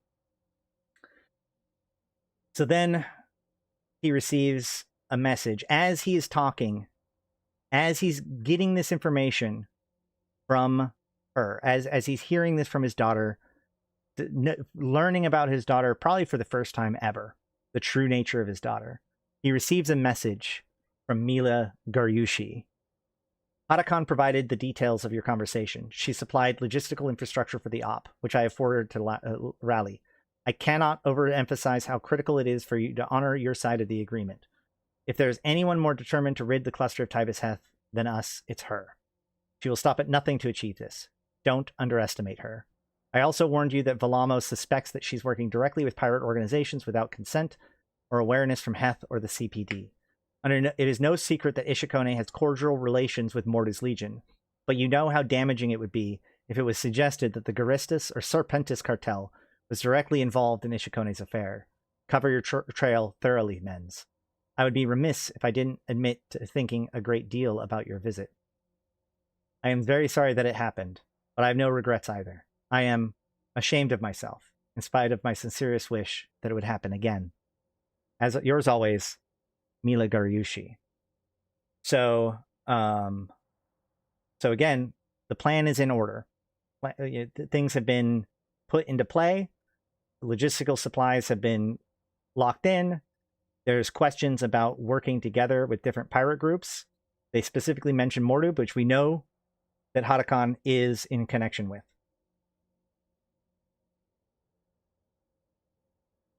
So now we jump to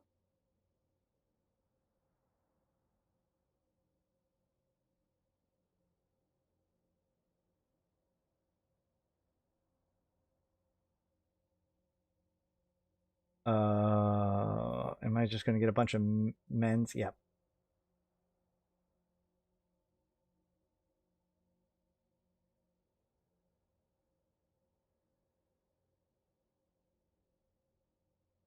Guri are more pirate, Serpentis are more business and tech.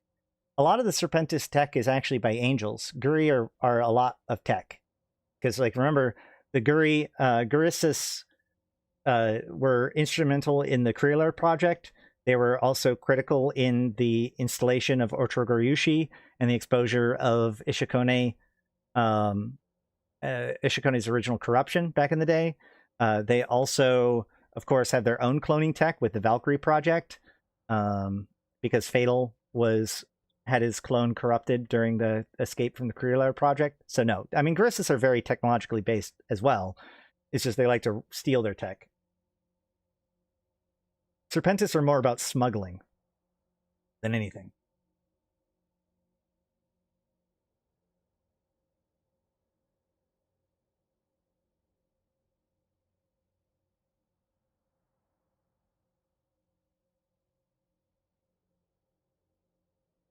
Hey, look, here's the statement.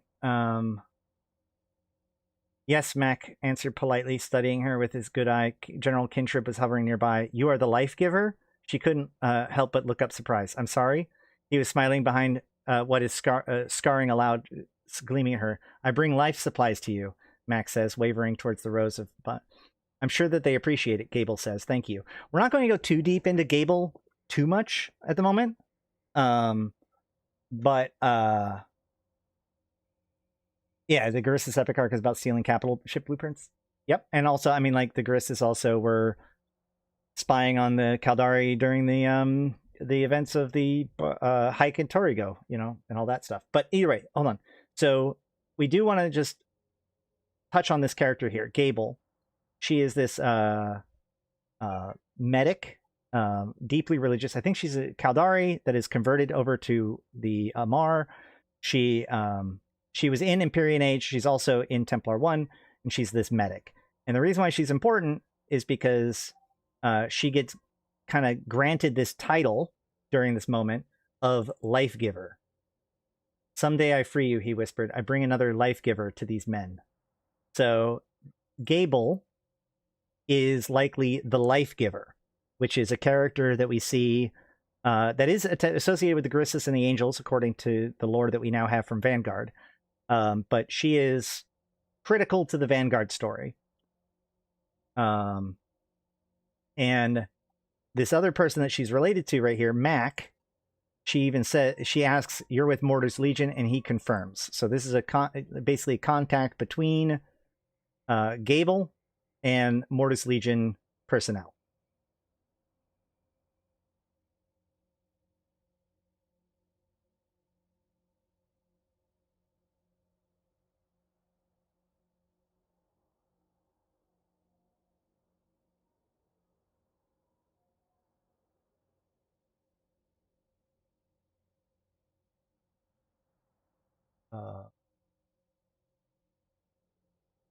Hold on. Let me, gosh darn it. Am I going to have to look up which pages on my tablet so that way I can find them right? Wait.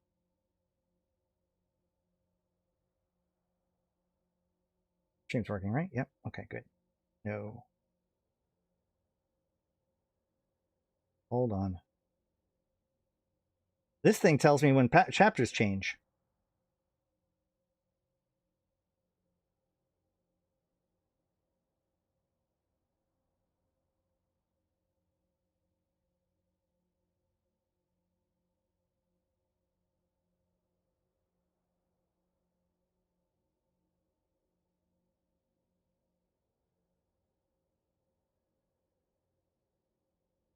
Chapter 28.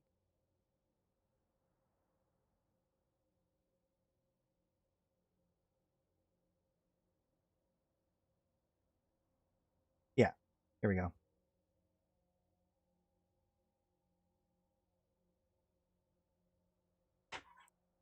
All right, so we jump quite a bit of time into the future, I think. Corbin is already with Mordu's Legion at this point.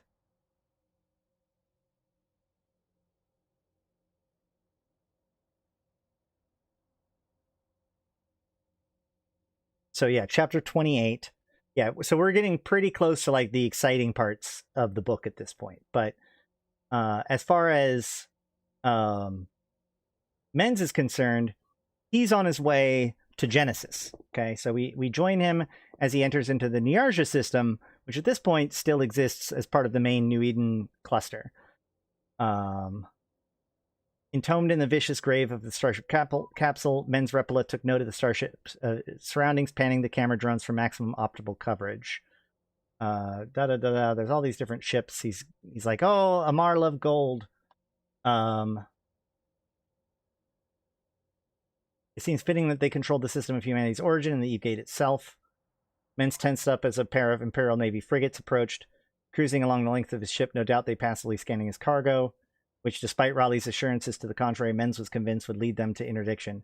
Instead, they flew away, gingerly moving to the next ship that blinked into its local time space through the gate. Are you through yet? Raleigh asked unexpectedly. What happened to keeping quiet? Menz growled. Oh, I was just kidding about that, said Raleigh. Why, nervous? So he's talking to Raleigh. Raleigh's not with him.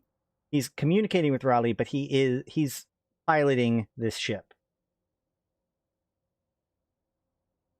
And he's flying a Providence, the Amar freighter.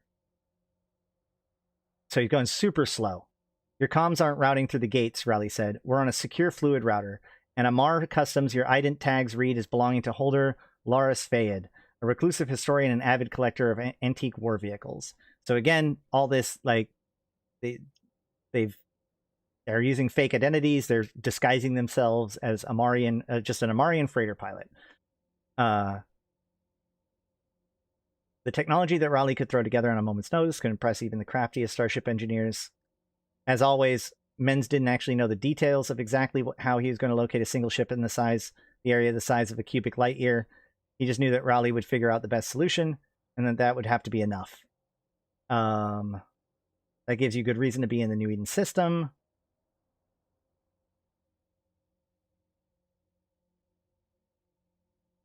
Your cargo bays are loaded with random junk and about 200 decommissioned Wiakomi Corsair fighter bombers from the First Caldari Galente War, which won't raise much suspicion. When you reach New Eden, a series of nav points will register on your scanner. These are references for you to drive your computer to plot warp tracks. I hope you're prepared for a long trip. There are more than 600 of them, and each one of them is at least 100 AU warp. All told, you're going to take the scenic route through a light year of space. Your freighter is equipped with a prototype Propel Dynamics warp engine. Propel Dynamics is an interesting one to point out here, although I don't know if it's too much to read into it. I just know that Propel Dynamics is all about propulsion. They've been connected to Sisters of Eve. They're now part of Upwell.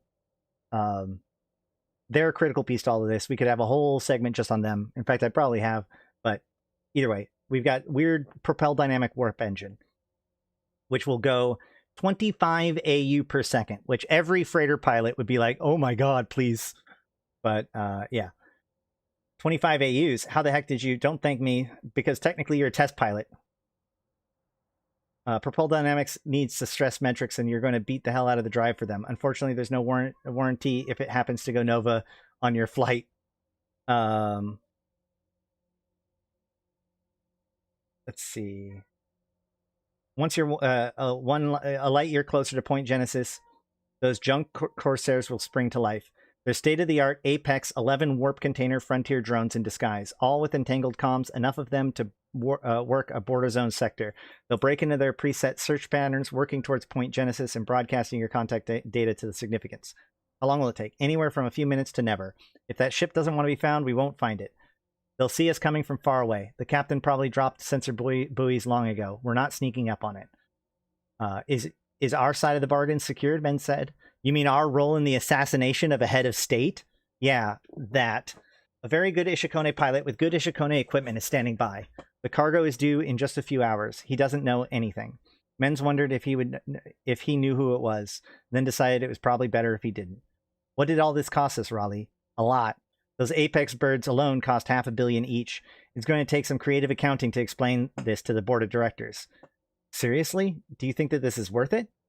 All we have is hope, our conviction, and the word of a sadist. I love our odds. We've got Heth right where we want him. One more thing. If you're stopped before reaching New Eden for any reason, self-destruct. You cannot be caught with this cargo. Despite all the pressures of Ishukone, all the dangers posed by Tibus Heth, and all the risks he was taking to mitigate both, the sad truth was that he hadn't been able to get Mila off his mind. For a moment, Lauren and Amelie seemed secondary. What began as something he thought he could ignore has metastasized into a potentially crippling obsession. It was uncharacteristic of him, and that made him nervous. No. Oh, because... Menz asks, has Mila contacted you with more information? And then Raleigh says, no, but I'd imagine she'd call you directly. Is that a bad thing? Well, it's not good for everyone. You know better than most that doing the right thing is usually difficult. Call me if you need me. Remember, Raleigh knows that Men's has conflicted feelings, complicated emotional feelings about Mila. So then he goes into warp. Then we cut from this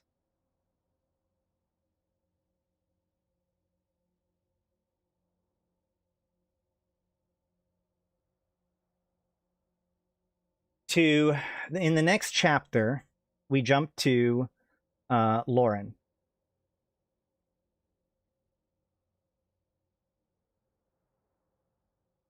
So, ladies, we're about to depart, the pilot announced. I'm required by law to remind you both to fasten your safety harnesses. Right, sure, Lauren Reppola said dismissively, sipping from her glass. That's foreshadowing, by the way. Make sure to buckle up. Lauren is dismissive about it, and she's drinking. Mom, you should listen to her, she said, pulling the straps over her shoulder. The cabin was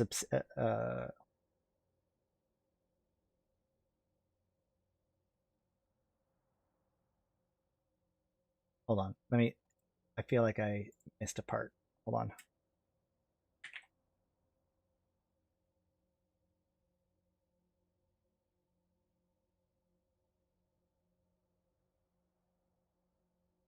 Yeah, here we go. So, a little bit before that, back when, I mean, all this is kind of happening all at once. So, Lauren Reppola stormed into the flat without warning, purposely making her way across the living space. Pack your things, she snapped, or I'll have a hired help do it for you. Just take the irreplaceable items. Where are we going? Emily asked. Someplace far away from here, her mother answered. Emily looked at the beefy bodyguards standing in the doorway. They kept their stone-faced expression. We're leaving home for good, she asked. You're serious? More than ever, Lauren said, grabbing the statue that Emily knew she paid a small fortune for. I should have done this long ago. Did you talk it over with Dad? Emily asked, folding her arms. You know this isn't working, Lauren says, marching straight past the projection of the family portraits above the credenza. She thrust the statue into one of the bodyguard's hands, who hurriedly stowed it into one of the luggage containers.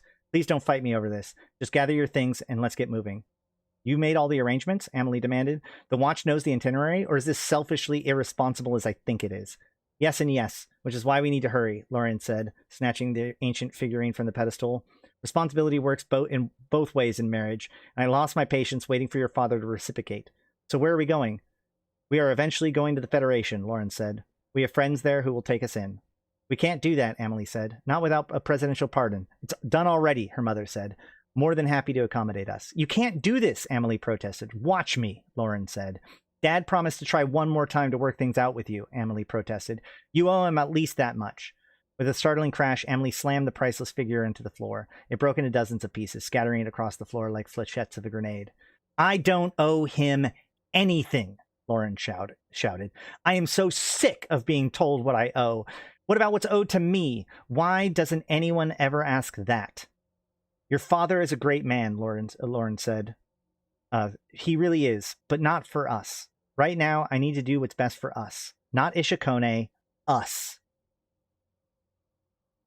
Emily stared at her mother, fighting back some tears of her own. I can't blame you, she said calmly. I really can't. But tell me truthfully, does the watch know what you've planned? Yes, Lauren said. The watch knows. But does Raleigh know? Lauren wiped away tears. With all his tech, he can know anything he wants. He doesn't then, Emily said. We'd have heard from Dad by now. I'm sorry for this, Lauren said. I'm just so tired of being afraid. I want us to reconnect. You're the only joy in my life. And for once, I'd like to enjoy that without the stress of trying to make a marriage work. If we do this, Emily said, will you promise to give Dad one more try? Is this the last time you'll ask? Lauren said. If the effort is sincere, then yes, Emily said. Dad promised the same. Fine, Lauren said. Just please, come with me. Emily stared at her mother, certain that this was a bad decision. All right, where did you have in mind? Echelon Entertainment owns a property in Lone Trek, Lauren said. There's a secluded resort there that I'm quite fond of. Shorefront properties, just gorgeous. I plan to wait there until the Federation makes final arrangements for us. In any case, some rest and relaxation might be exactly what we need. What is the name of the world? Myoclar. Okay. So now we can see how this is all coming together. Now, Men's is under orders of Hadakon, sending a shuttle to Myoklar because there's a facility there. And also on the same planet, there is a resort that now Amelie and Lauren, his wife and daughter, are en route to.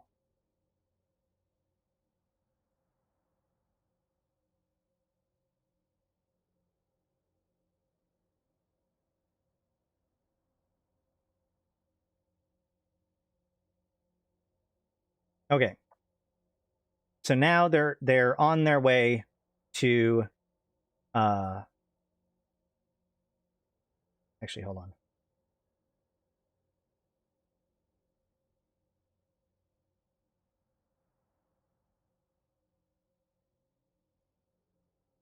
Give me a second.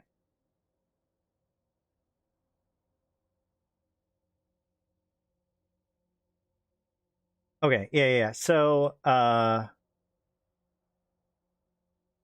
bad. There's a little bit more that we need to go.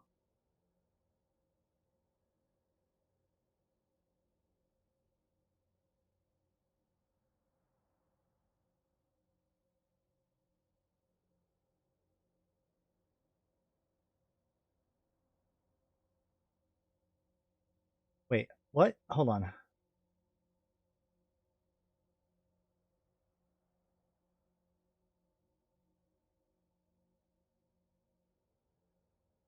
Oh, hold on. Yeah, so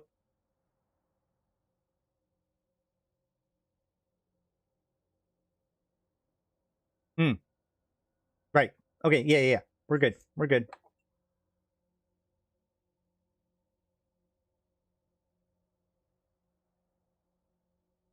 So ladies were about to depart, so they right on. So this is when she's drinking and she's very dismissive of buckle your seats. Flight time to Myoklar is about 40 minutes, the pilot says. Sit back and enjoy the ride. Hold on. Emily, we've been planning this for months, her mother said. Try to let your hair down. It's time to have some fun. Months? Emily asked. I thought this was a spur-of-the-moment plan. You're so naive sometimes, her mother answered. You should know by now how long it takes to set up security. Flight time to Myoklar is about 40 minutes, the pilot said. Sit back and enjoy the ride. Oh, we will, Lauren said, handing over the overflowing glass to her daughter. Let's get on with it already. You're sure you've taken all the right precautions? Oh, come on, Lauren said with a dour look. I may have been a little emotional when I told you about this, but believe me, I would never do anything to endanger us. Everything is going to be fine. The 2 gunship escorts were taking them all the way in, and the shadow fleet of cruisers and frigates would be within warp range of their locations at all times between the station and the atmosphere. The men with guns and techs are waiting for us on the ground already. So even if your father was to find out, and I really don't care if he does, all of the measures that he and his whipping boy Raleigh would have prescribed are already in place. So just try to enjoy yourself. Misbehave or something. Cut loose. Have some fun.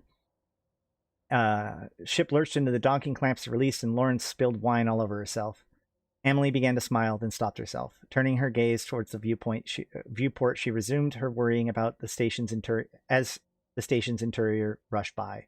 Months was certainly a long time to plan anything, and it seemed probable that her mother covered the details well. It was the ethics of the situation that made her nervous. In the end, it was about being forced to take a side in a dispute between her parents. That was the main concern. Less the fact that what they were doing was irresponsible. Less so, she kept telling herself, because months, after all, gave bad people a long time to learn about things. And we get introduced to another character, Lieutenant Colonel Kaylin Leiden. This lady, for those of you who play Eve Galaxy Conquest.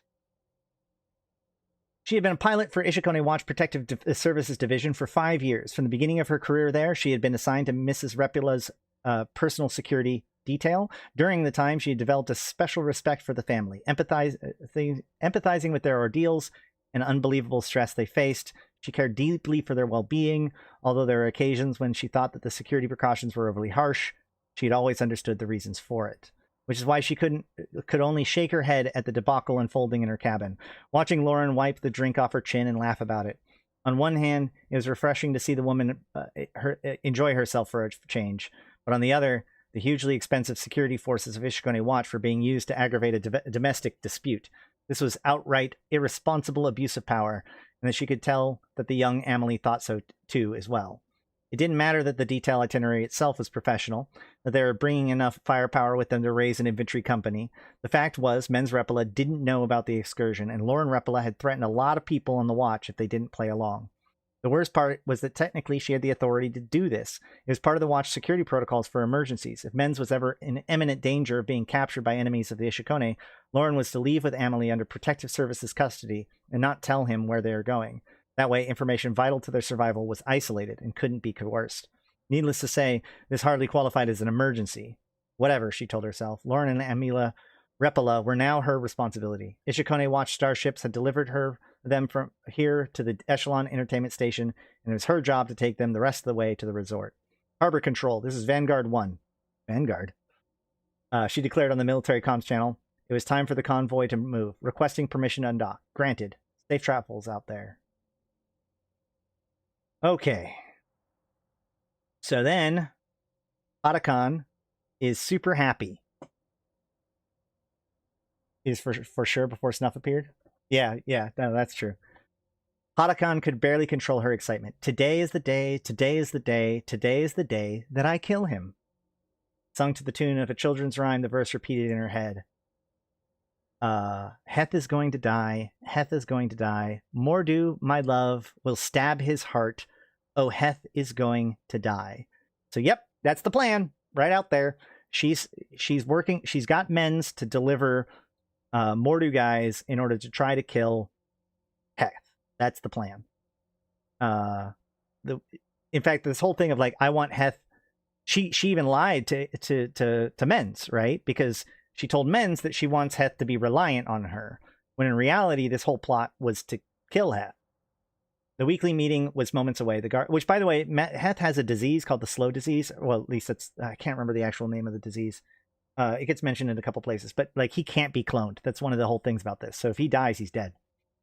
Oh, Tybus, you're going to think of me when you burn. The weekly meeting was moments away. The guards would call her, and she would obediently follow, as she always had since becoming a prisoner in her own home. There was a cool breeze. Otacon, the guard yelled, uplink in 5. Her fingers skimmed over the beloved plants as she walked towards the villa, all the while humming and twisting her twisted tunes to the guard. They gave her a datapad and guided her to the desk to await the feet of Tybus Heth in his cabinet. She was beaming. Today was the day. So then, this next section is the part, if we've talked about Templar 1 before, it's probably this next chapter, or this next section of this chapter. So in this moment, again, this whole idea of like they're bookending things with something in the middle that is relevant. So we saw that earlier with men's with Mordu in between to kind of let you in on what's going on here. So we actually cut from her about to talk to Tybus Heth, which she thinks is going to be her victory. And we cut to Grius explaining to Marcus the truth about the Templars, the truth about the Sleepers, the truth about the Other, the whole 9 yards. That is this chapter right here.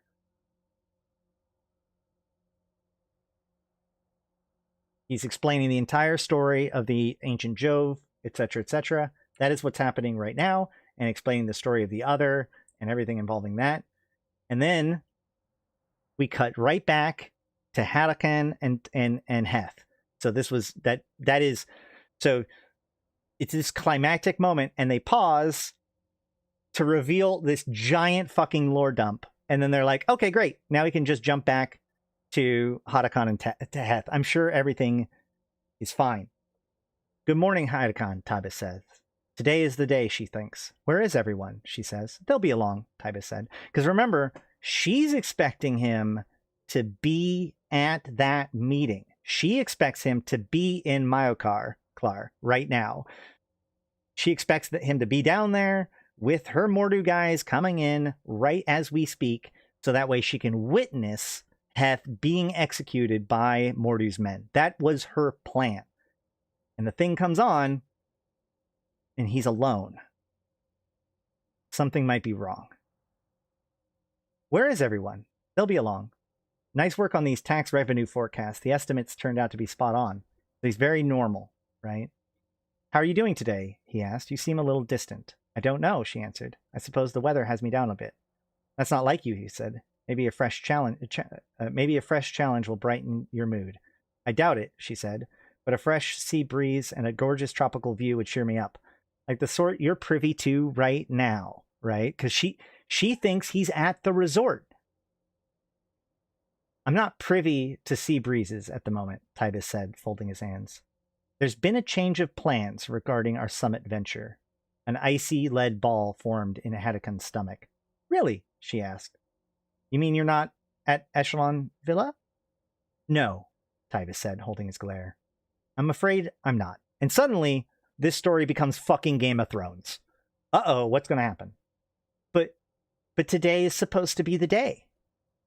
Oh, that's too bad, she said. It's so nice there. The view, the weather, there's going to be a view all right, he said, as he was replaced with the composite imagery of the venue site, grid maps of the surrounding areas, and the radar tracks of the airspace over the entire continental region.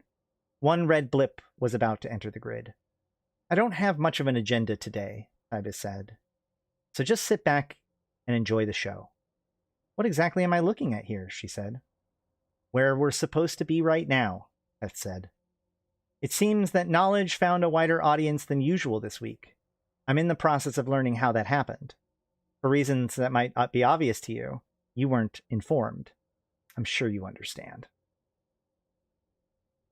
Captain Linden watched the red glow envelop the canopy as the Vaunted plowed through the upper atmosphere as more than 7,000 meters per second. For the time being, he was out of radio contact with the tower below and Percone Station Harbor Control behind him. The ride, which has been smooth so far, was now starting to get bumpy. As soon as the glow dissipated, Myoclar greeted him with vicious wind gusts. Linden was slammed into his harness as the flight control systems for atmospheric flight engaged. This was a really bad storm, the worst he'd seen. The craft's intakes began sucking in good air, plenty of air molecules that could be ionized and vectored around the craft through magnetic fields for maneuvering. The 4 Propel Dynamics Warhorse Series LX-1000 plasma engines ignited, slowing the craft's descent just as the first updraft from towering thunderstorms struck the craft. Linden could hear unsecured cargo clanging in the hold where he was sitting, where they were several hundred kilometers away but closing distance quickly. He made the trip a dozen times and could name everyone in the tower by name. Good evening, Oxide Tower, he said. Ishukone 4 Able here. Tracking eastbound on your northwestern grid, Angels away 20. Requesting a vector for spaceport 2 Delta. Normally there was some wisecrack reply from one of the shift's personnel, but now there was only static. Given the dangerous lightning storm he was flying through, that didn't surprise him, at least not too much.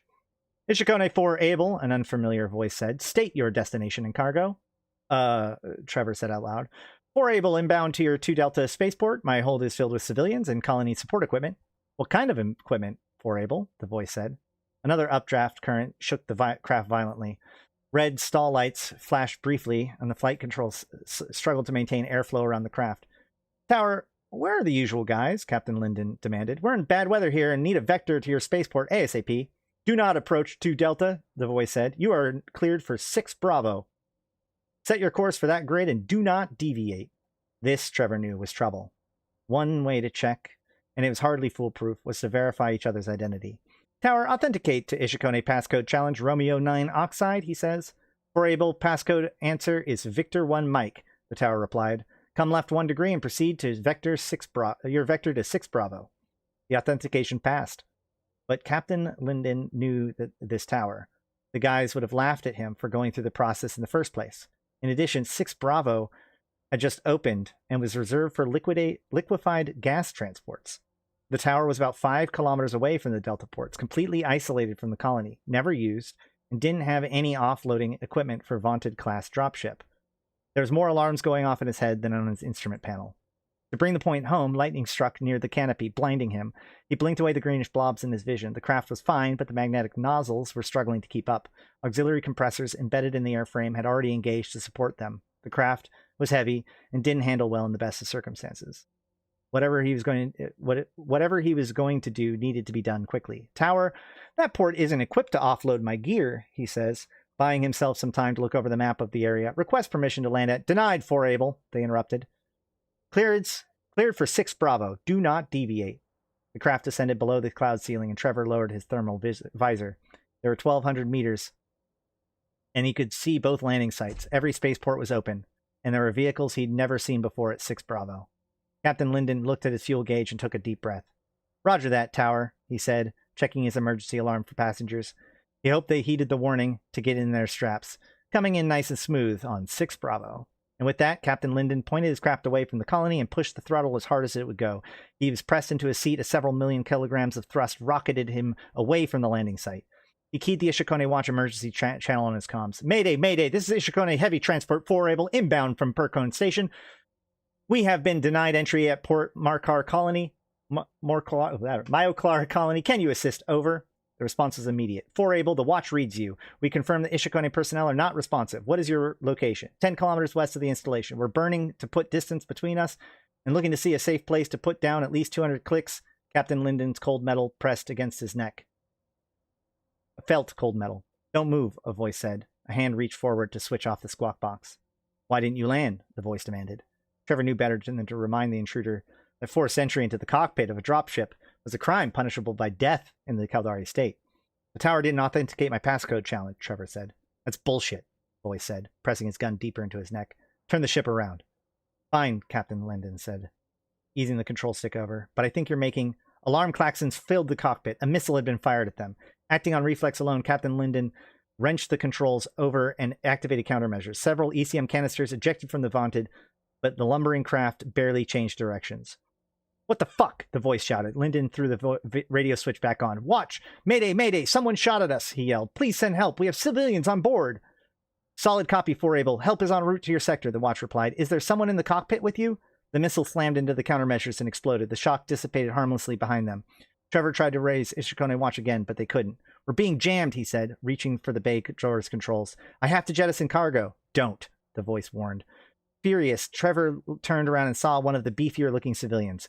He had shoulder-length hair with forearms that stood strong enough to rip off his head. Trevor had no idea it was Moria Mordu's son. But given the circumstances, he wouldn't have even cared if he did. "I don't know who the fuck you are," Trevor growled, "but we're going to die if I don't drop that cargo." "Fine," the assailant said, lowering the gun. "I'll help." The bay door opened, and the cargo worth hundreds of millions of credits began tumbling out. Relieved of so much mass, the craft buoyed upward as the second missile exploded. Fragments ripped through the hull, and the craft's number 3 and 4 plasma engines erupted into flames. The craft yawned violently, but Captain Linden took a huge risk and increased throttle, vectoring the port nozzles in the opposite direction to straighten the craft out. Hydraulic air brakes fully extended to slow the craft's forward velocity. The craft's yaw corrected, but they had begun descending quickly as the reactor quit, and the craft's capacitor reserves began draining quickly to keep the intakes, compressors, and magnetic nozzles running long enough to stabilize its flights. He didn't need the craft's flight computer to tell him that they couldn't stay airborne for much longer. "You want to live, strap in," Trevor warned as the craft approached the jungle canopy. The beach clearing he was aiming for was just 400 meters away, but he knew he couldn't make it. He slammed the craft's emergency broadcast beacon and prayed the Ishukone Watch was already looking for them. "This is going to hurt," he muttered as the tree chops rushed towards them. "Nicely done," Tybus admired, watching the Ishukone dropship crash into the jungle. "Those Sirmas are nasty, aren't they?" He was referring to the very stealthy fighter aircraft that had been following the dropship since its entry into atmosphere, completely unbeknownst to the Ishukone pilot. Harakan had hoped that they were all dead, but the takedown was obviously designed to avoid that. Targeting them in the air was preferable to a lengthy standoff on the ground. With armed mercenaries who always had the option to taking their own lives rather than being captured, an EMP strike would have made the craft fall out of the sky like a stone. Whomever the fighter pilot was had to cripple the Vaunted just enough to allow it to control its descent. Heth clearly knew what they were doing, and Harakan knew that Mordu would never send his boys into a grinder like this. That means Men's Reppola had either gone against his word or somehow fucked up the operation.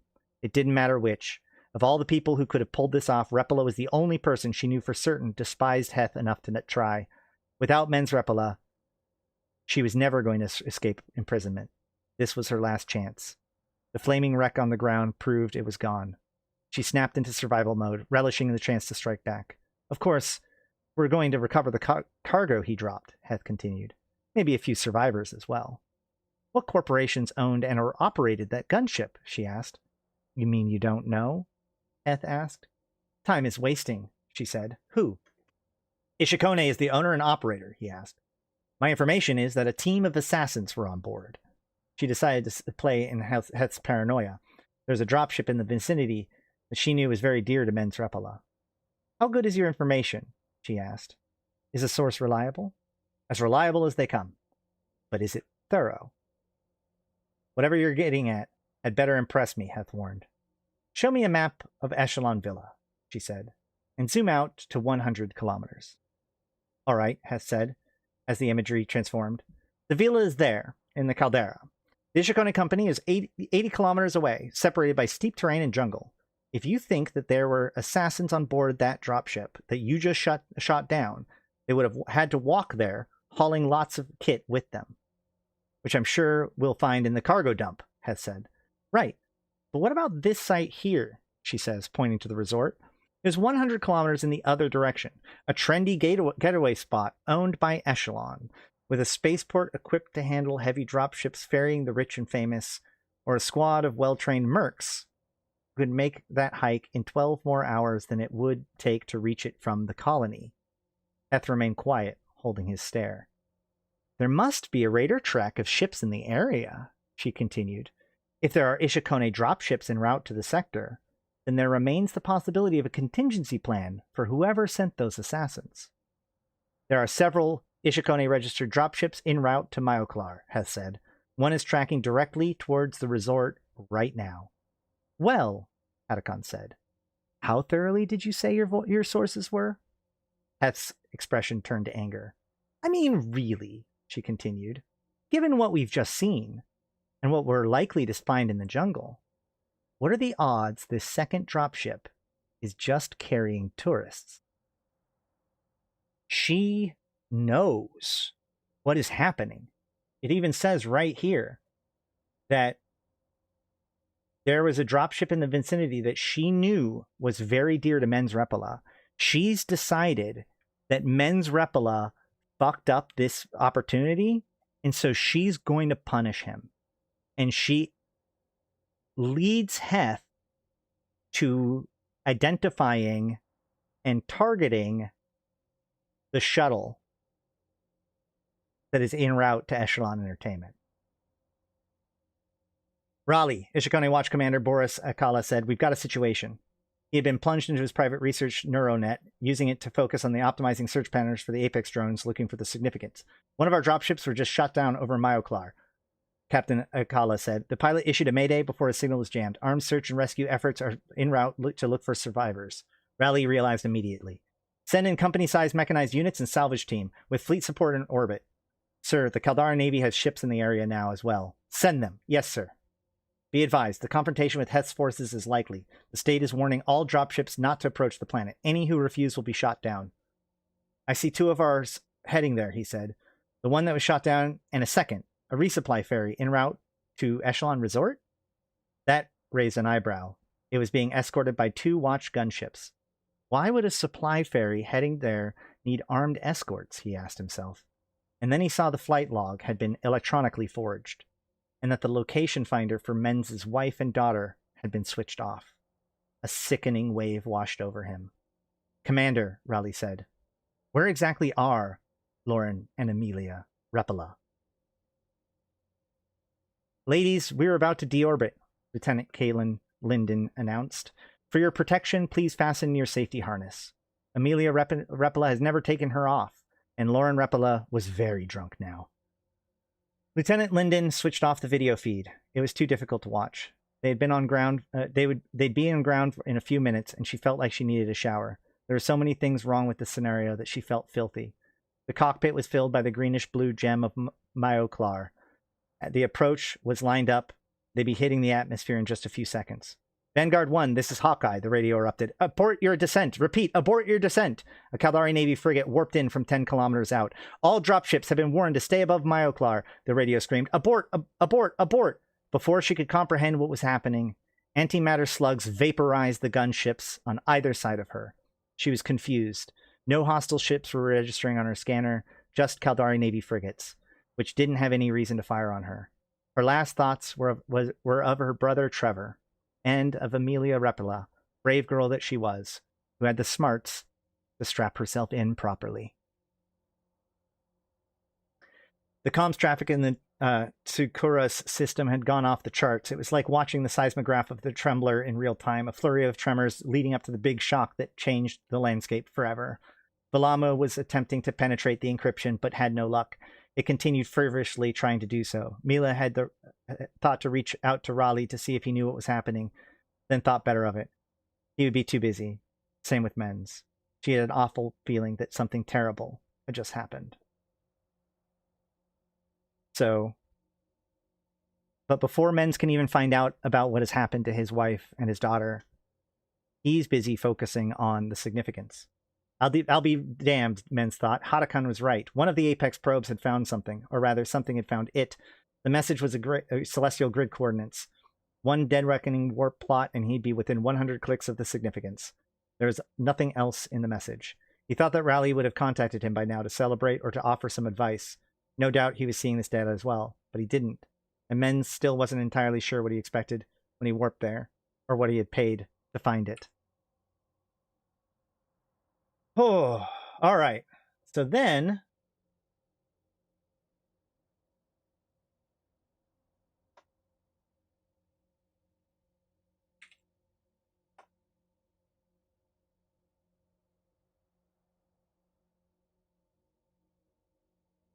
at this point in the story, it focuses very much on Pike's Landing, the fighting with the Templar, everybody kind of showing up to deal with that. So this is like kind of we're now getting to the climax of the whole story.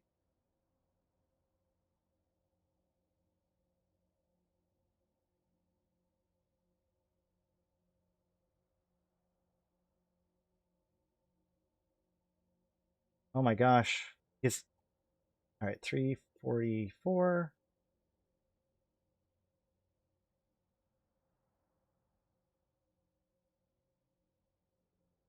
So we get back to Menz a little while later, and he is back in the Fasala system with his daughter.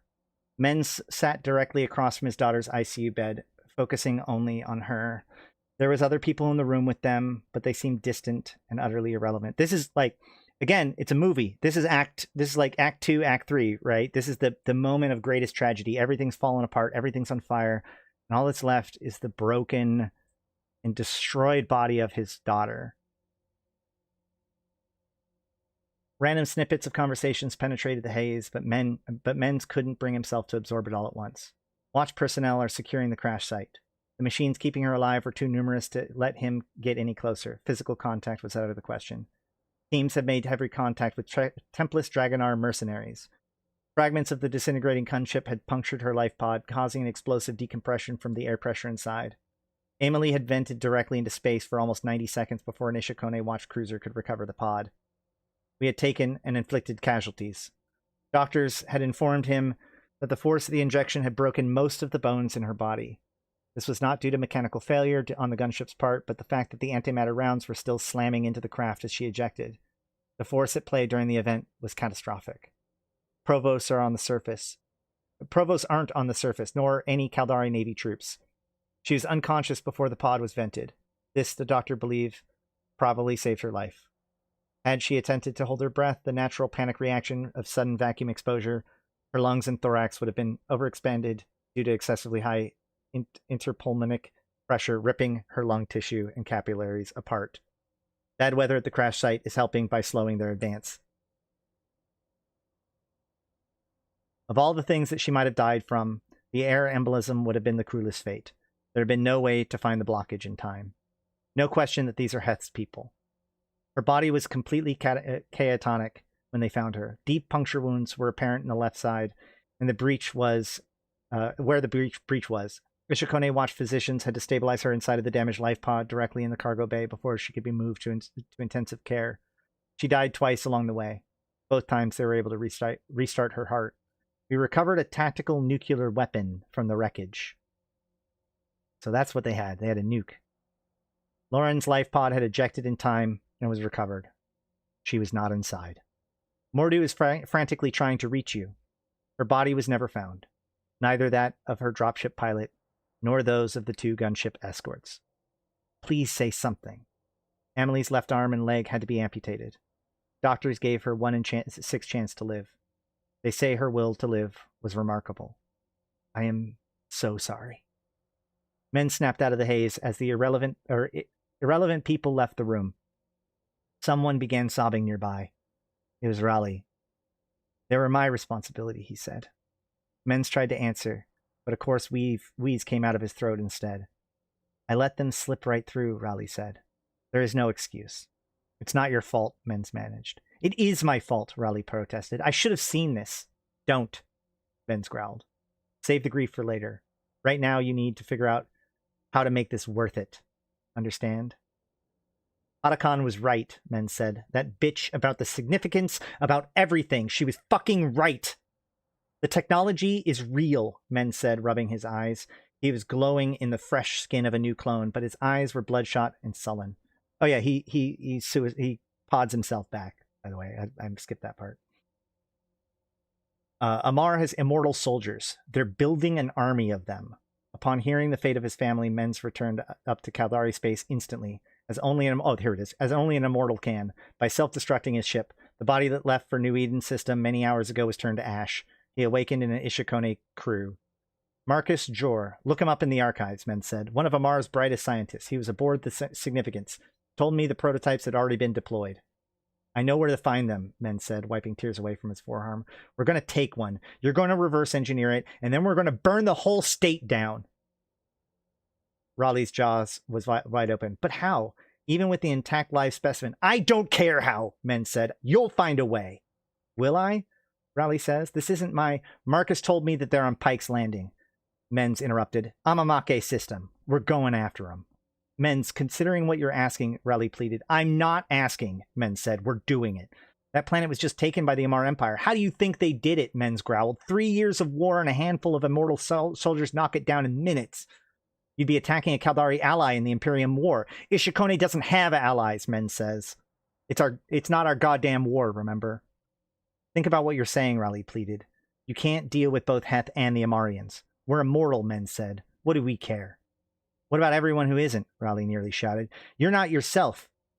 This is just too much to process. Men stood and took his friend forcibly by the shoulders. Heth knows we tried to kill him, he thundered. The diplomacy is over. You don't know that, Raleigh protested. He's sent in Dragonars, not government troops. That means he's not sure what he'll find in the jungle, or that he's confident with the intel that tipped him off. Men's let him go. He can distance himself from all of it, Raleigh continued. Even what happened to Lauren and Amelie. That was no Navy ship that shot him down. What? Also Dragonars, Raleigh said. Using a stolen Navy ident. The pilot of Lauren's ship wouldn't have realized it until it was too late. Heth just murdered half my family, Men said. Are you seriously suggesting that we exercise restraint? Raleigh threw his hands up. I don't know what to suggest, but declaring war on the Amar Empire isn't what I had in mind. Men's grabbed the chair and raised it above his head, moving it to smash it on the ground. He stopped himself, mindful that his daughter was still struggling for her life just meters away. I have nothing left, he said. I'm done acting like a fucking coward. You're no coward, Raleigh said. Quite the contrary. I haven't done anything to prove I'm not, he interrupted. Not yet. This is probably my last call as Chief Executive Officer, so listen carefully. I want you to ready the fleet. Emergency deployment orders. Mobilize like we're being invaded. I don't care how much noise it makes. I don't care who asks what we're doing. We are going to Pike's Landing, and we're bringing hell with us. All right, Raleigh says. Let's start preparing. So, again, everything's focusing on Pike's... Yes, Men's is a capsular. Everything's focusing on Pike's Landing. This is where the deployment of the Amarian Templars are, including Vincent, the main Templar, Templar 1, that this entire book is about, right? So there's a lot of stuff that happens on the ground. We're going to kind of skip through a lot of this stuff.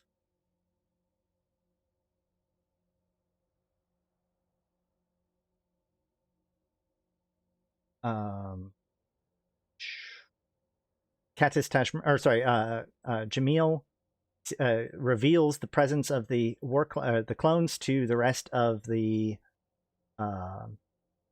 heirs. So there is some stuff about this scene, but we might have to revisit it in a later episode. But for now, we're going to kind of skip over this. This is when Marcus contacts her to let her know that like everything is bad. All right. Let's see.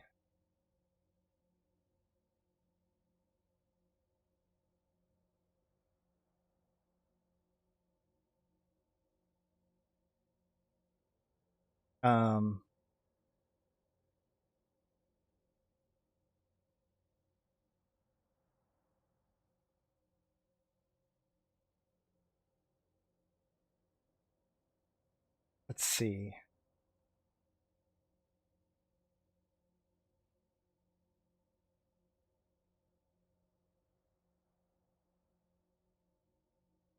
Yeah, so we're going to, as a little bit of an aside, we're going to read this part, which is Mordu knocked an empty bottle of whiskey off his desk while lunging for the datapad. The caller's source was unknown. Dad, Aaron said. Son, Mordu said, I can't believe I'm hearing your voice. Disappointed? Arian asked. No father could ever be, Mordu answered. There was a pause. Ishukone saved our lives. I know they did. Another pause shorter than the last one. This thing between us isn't over, Arian said.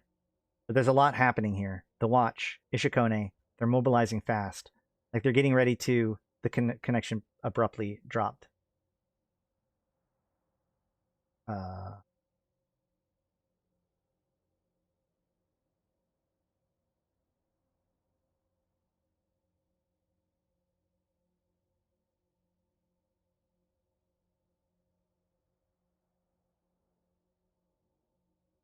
Hold on, I need to... Blake, Morris...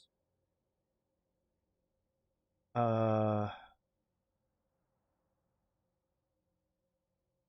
yeah. So here's the plan. I think this is Mordu's plan, right? Fire teams Dagger, Rawhide, Frostbite, and Ironbound will escort Baseplate to the objective.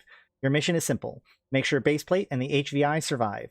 You are weapons free. If it's gold, I encourage you to shoot it. 4 Creodron Rentula series anti-armor drones will be deployed with each team. They will buy you enough time against mechanized units. They are also intimately familiar with your biometrics. Anyone that they don't recognize will be turned into a chunky kibble. When you reach the crew farm, fan out in a defensive pattern and help locate the HVI. High-valued... Oh, man. Hold on. Never mind. I'm sorry. Yeah, so this is the plan as per... Mordu, right? Yeah, the deck officer will direct you to Longbow 1. That is my bird. Your body and electronics are already on board. Don't be late. Captain Lears will provide orbital support for a Moros-class dreadnought call sign Hawkeye.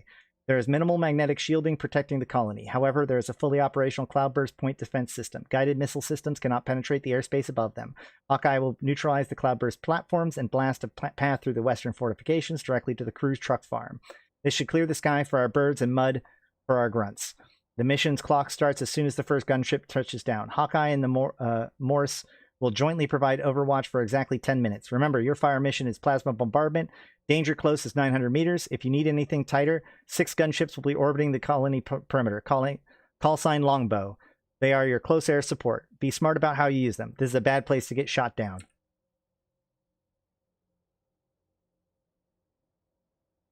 What did I miss? Nothing.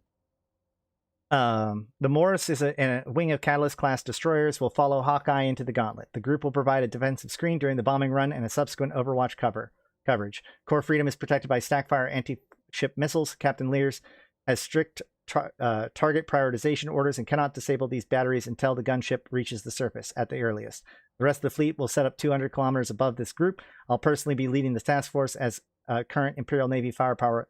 At current Imperial Navy firepower levels, I am confident that we can hold the position for 10 minutes. Beyond that, the service charges start getting expensive. This is not a bill that any of us wants to pay. Fireteam Dagger, Rawhide, Frostbite, and Ironbound will escort base plate to the objectives. Your mission is simple. We already read that part. They are also intimately familiar with biometrics. We read that part. Once base plate has him secure, Longpo will transport your team to the extraction point, codenamed Disciple, located southwest of the space elevator. We're going to use the ground terminus as cover. Dropships will be waiting there to transport all teams back into orbit. When you add it all up, nearly 250,000 of us are participating in this op. Some of you will not be coming back. You are all mercenaries, but you were soldiers before you came to me. An honest man recognizes when it's time to backtrack on some principles. Let me do so now by declaring that for the first time in the history of our Legion, it is not about the money. This clone that we're going after holds secrets that will determine the rise and fall of empires for a long time. The outcome of today's events will be the difference between a dark future and a dark future with a glimmer of hope. Call me old-fashioned, but I'll give it my all for hope anytime. Make me proud by inspiring one another to do the same, not just for the Legion, but for yourselves and everything that's important to you. Good luck. May fortune smile on us all. All right. And then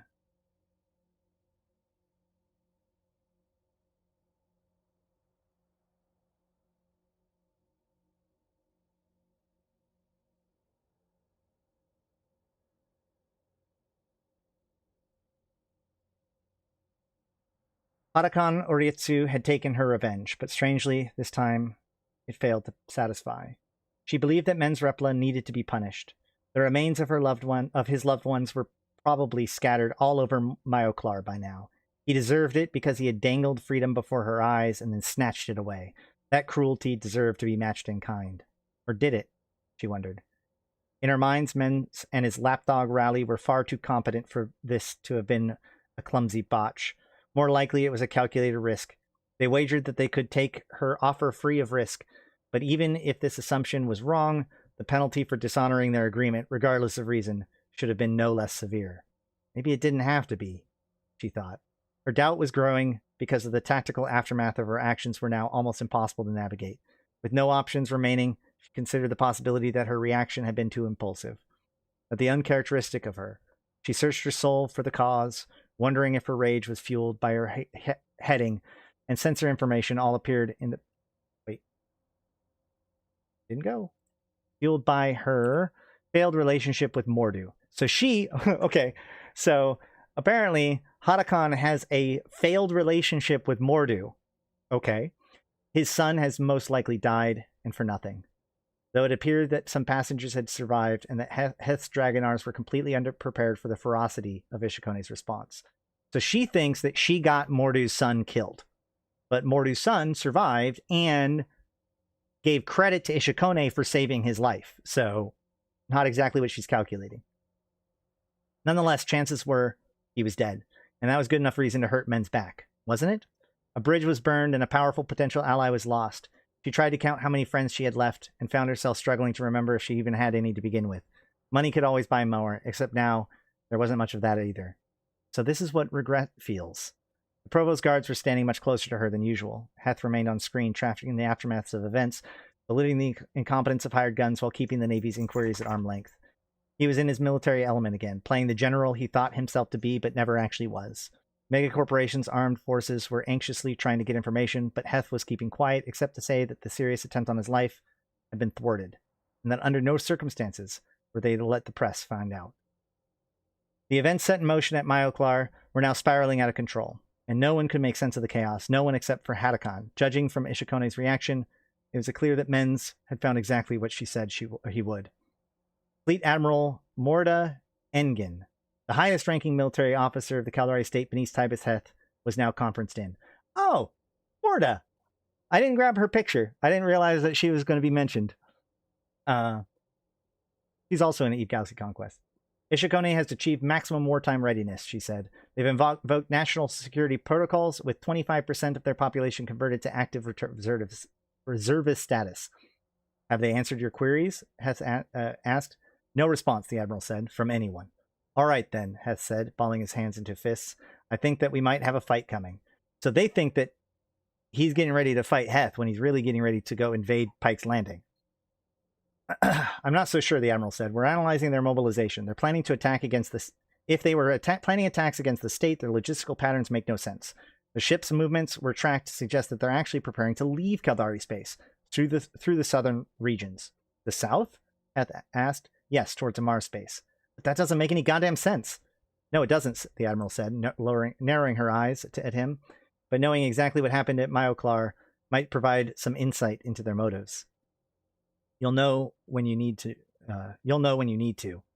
Heth growled. Fair enough, she replied. I realize Ishukone is a thorn in your side. Don't let him goad you into a civil war. Point noted, Admiral. That'll be all. As the Admiral image vanished, the dictator turned his icy glare back to Hydakan. You've been awfully quiet, he said.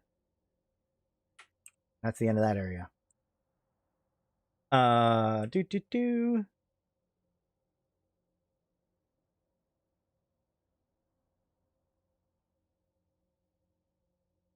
This is stuff about the actual fighting on Pike's Landing.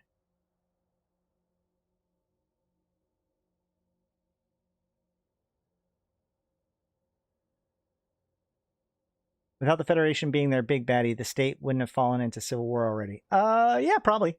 Yeah, they really like to blame things on the Federation. That's true. So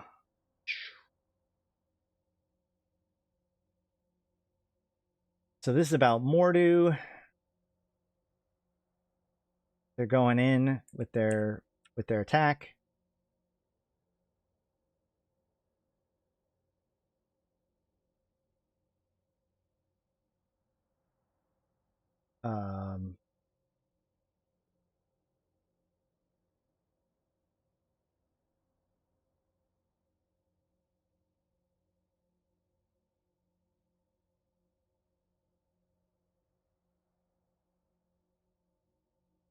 They are losing the fight. No, Jonas protested. We've come all this way. We have to try. Try what, Jonas? I'm not... Jonas is also on there, but some of these characters are from all over the place. But,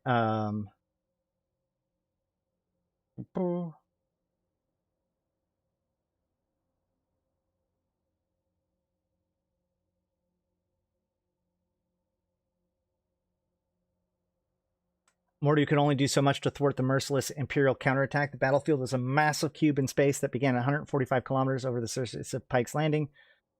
The entire upper portion of the cube was where the main Imperial and Republic fleets were slugging it out. Mordu's fleet was stuck squarely in between them, trapped in a powerful warp drive inhibitor field. Beam after beam struck the Wyvern, reaching deeper into the shields, protecting Mordu and his crew of thousands. He considered the possibility that his hatred of the Amar Empire was actually envy. Their faith afforded them an aura of invincibility. If not for the Joves, they might have become the most powerful empire in the history of civilization. Attention Federation Navy Nix Commander, Mordu said. This is Moria Mordu the Legion. This is quite a predicament, yes? Where is it? Oh yeah, so like everybody's showing up here, right? Like everybody sent their navy here and all that stuff. So there's a Nix supercarrier. The Nix supercarrier was under fire from several Apocalypse-class battleships. Mordu was kindly tied up with Brokoff to assist. The Nix would have a much bigger problem to contend with. Commander Mordu, this is Admiral Elijah Freeman, came the reply. State your intentions. My intent is to form an alliance. Coordinating our efforts would be advantageous. Commander, your fleet is harboring a Federation traitor. I'm not inclined to cooperate. You must be referring to Corvin Lears. He's one of the finest officers I've ever met. Sounds to me like you have good reason to. He had good reason to disobey orders. Blah blah blah. They go back and forth. Mordu tactical display erupted with even more chatter, above and beyond the cries for help in his own fleet, as nearly 300 new contacts warp into field, almost directly on top of the Admiral Friedman's fleet. Every single one had Caldari state ident signatures. What the fuck? Admiral Friedman shouted as collision alarms sounded throughout the bridge. His immediate thought was that Mordu had somehow betrayed him, that this was quickly discounted when he realized that these were all Caldari ships. He next believed that this fleet was the Caldari Navy coming to the assistance of the Amar, but instead of targeting him, the Armada charged directly past, blasting through the Imperial ships on its way and rushing forward to establish position over the colony. The fleet, he finally realized, was comprised entirely of Ishukone watch ships. 16 Wyvern-class supercarriers were now in the battle. One of them began hailing him as the glow of 6 engines passed over the Nix forward runway. GFS Passaic. This is Chief Executive Officer Men's Reppola of Ishukone. We have no quarrel with the Federation Navy or the Gallente Federation. We are acting independently of the Kaldari State, Tibus Heth, and the Kadari Navy. You are in no danger from us. I repeat, you are blue to our fleet. To demonstrate our goodwill, we are going to assist you in your operations against the Imperial Navy. A barrage of directed railgun fire obliterated an Imperial Abaddon-class battleship targeting long-range fire with the Passac. A second volley annihilated its cruiser escorts. I do have one request, though, men said. Admiral Freeman saw a pair of Phoenix-class dreadnoughts warp into the gauntlet, not 100 kilometers from where the Mordu Legion battlecruiser Morse was positioned. Please do not interfere with our surface operations, Menz continued. We are aware that the Federation troops are on the ground. They must not enter the core freedom perimeter. Doing so could cause confusion that leads to unnecessary casualties. The Phoenix began deploying fleets of dropships. Ishukone Watch was invading Pike's Landing. Menz, thank you for the assist, Admiral Freeman said. But he had to buy time somehow. You've certainly given us a lot to think about. Stand by. He notified Eagle One. He noticed that Eagle One was frantically trying to reach him and switched channels. Go ahead, Eagle One. Make it fast. Commander, we're the 388 Division moving towards the core freedom. We have high assurance that the HVI we spotted earlier is your target. How do you know? Because there's no way a man walks away from the carnage that we saw. The whole thing was caught on gun camera. You have the footage of Warcom to see for yourself. Immortal or not, those HVIs were using the toughest biotech I've ever seen. You know where he is? Just breached the colony perimeter, he said. We've got fast movers tracking him, but he's busy dodging SAMs. Keep your eyes on him, but slow your advance west, he said. Ishukone Watch is dropping 2 divisions into the elevator terminus. Who? So Ishukone Watch shows up.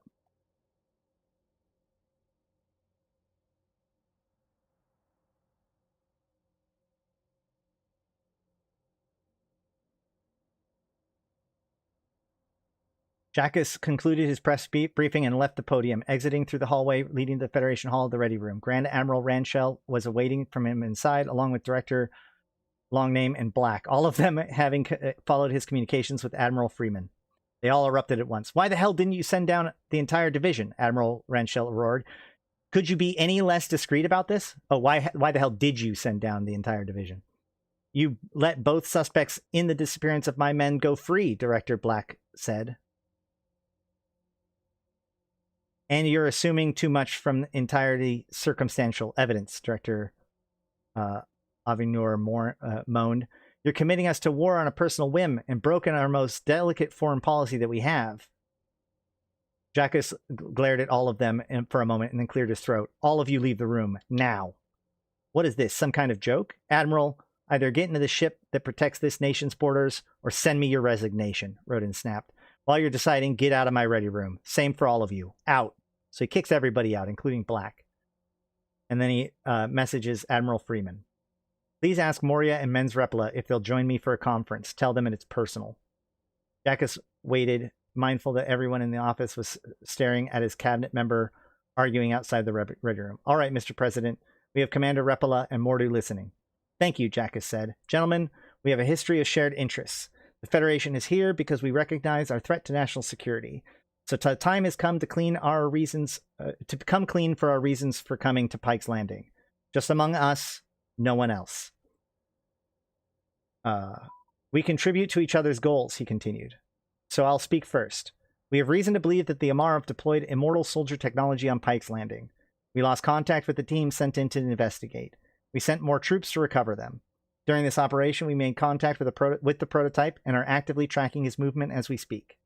Mr. President, Men's Reppola said, you are aware that I am acting independently. Tibus Heth has nothing to do with this. Yes, I understand, Jackus said.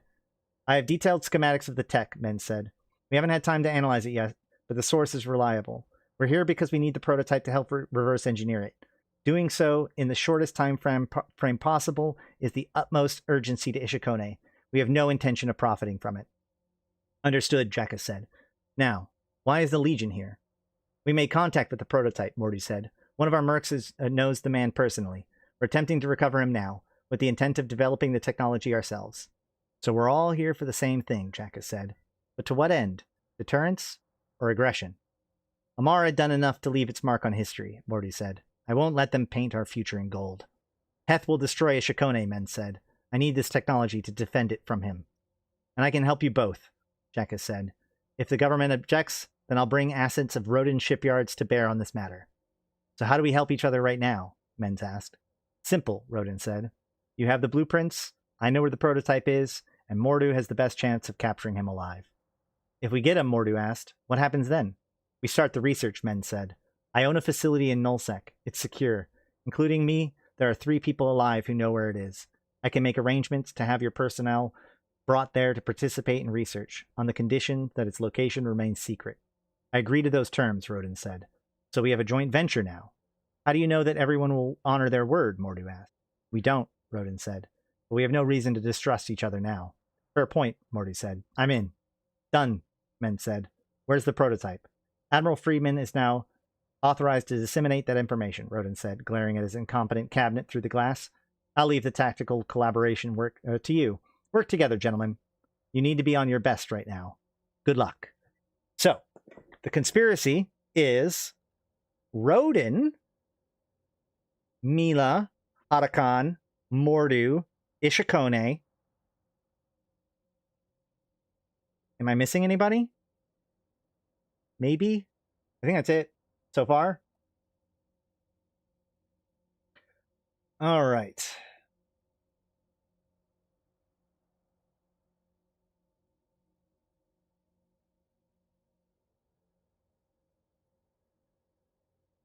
We jump ahead. Here we go. Mac calls Gable Life Giver again. Remember, Mac is the Mortis Legion contact. Oh yeah, and now there's an avatar. Where is it?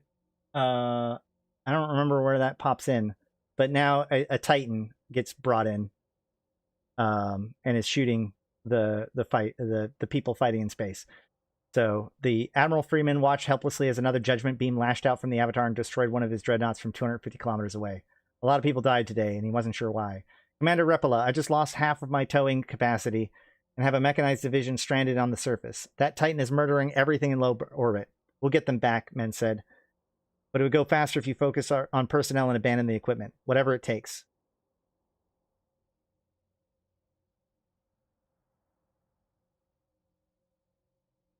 I've been trying 4 times to swipe away that black smudge from the phone screen. Are you talking about my Megatron model?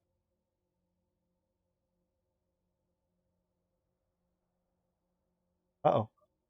There it is. All right. Half-Life 3 is confirmed. All right.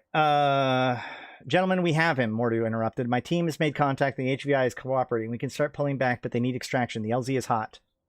Where are they? Blah, blah, blah. The HVI is in a Guardian Tech MTAC.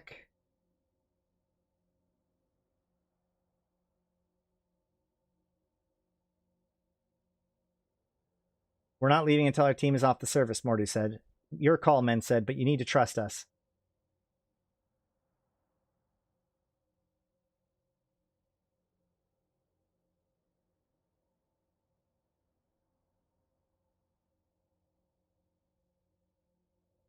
And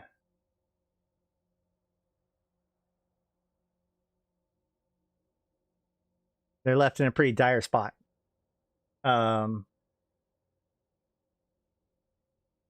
The Guardian was still facing down away from it, the guns blazing, and despite the fact that it was on fire, the cockpit opened and Vince jumped down and the machine walked itself into the withering barrage of beam fire. As it collapsed and exploded, the ramp began to lower on the gunship. Masked men emerged with rifles as a pair of turrets spit out streams of plasma into the night.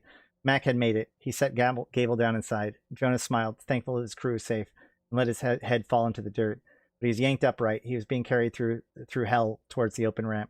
His legs were no longer working. Turning his head, he could see Vince. My God, what did they do to you? He wondered. The man barely looked like his old self, with flaps of crimson skin hanging from a face that was ghastly pale. This is the Templar 1, by the way. Jonas struck the ground again. Mac, also prone, was staring at him from just inches away. Blood was flowing through his nose, and deranged smile remained. His eyes were filled with sadness. His mouth moved to say something and then stopped. The last words Jonas heard belonged to Gable. God in heaven, please, she begged. I can't save them all. So now we are in the epilogue. So this is a meeting between Rodin and Shakur. I think that this isn't important to what we're talking about, though. Although there is stuff about Project Sky Mother, but we'll worry about that later.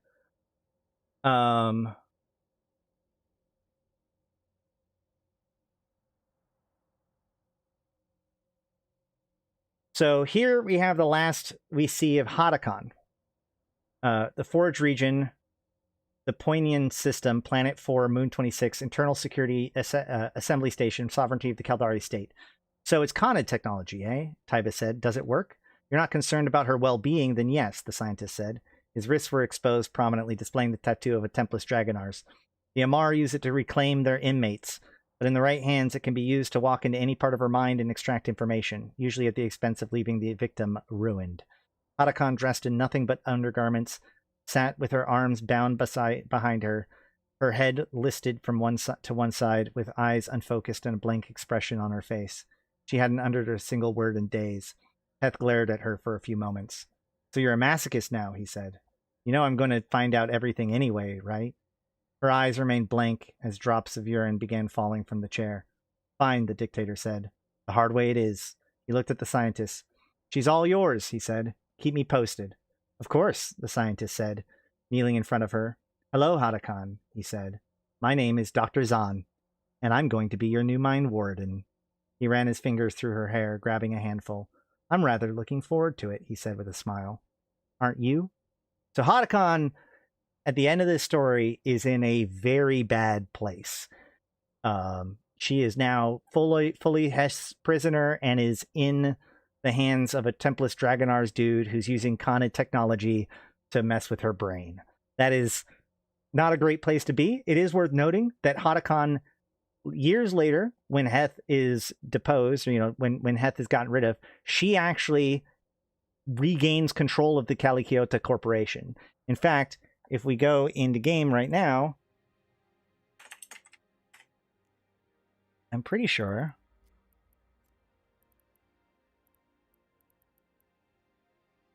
Hold on.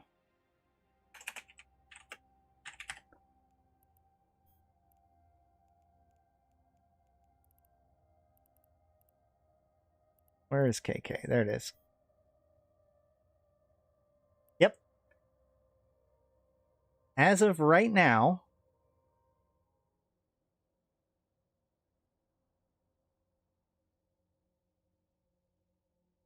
Hadakon Oriitsu is the CEO of Calichiota Corporation. So between this event and later, she obviously gets away and whatnot.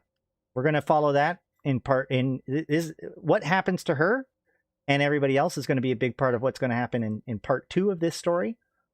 But then we also have the meeting of Mordu at the Molnir Nebula. So that secret facility that the Templar was taken to, that all this stuff was happening, that's Mila's facility. The facility that's ran by the Velamo AI and is where Mila has been hiding. That is the place that they bring all this stuff to begin their research on the cloning technology.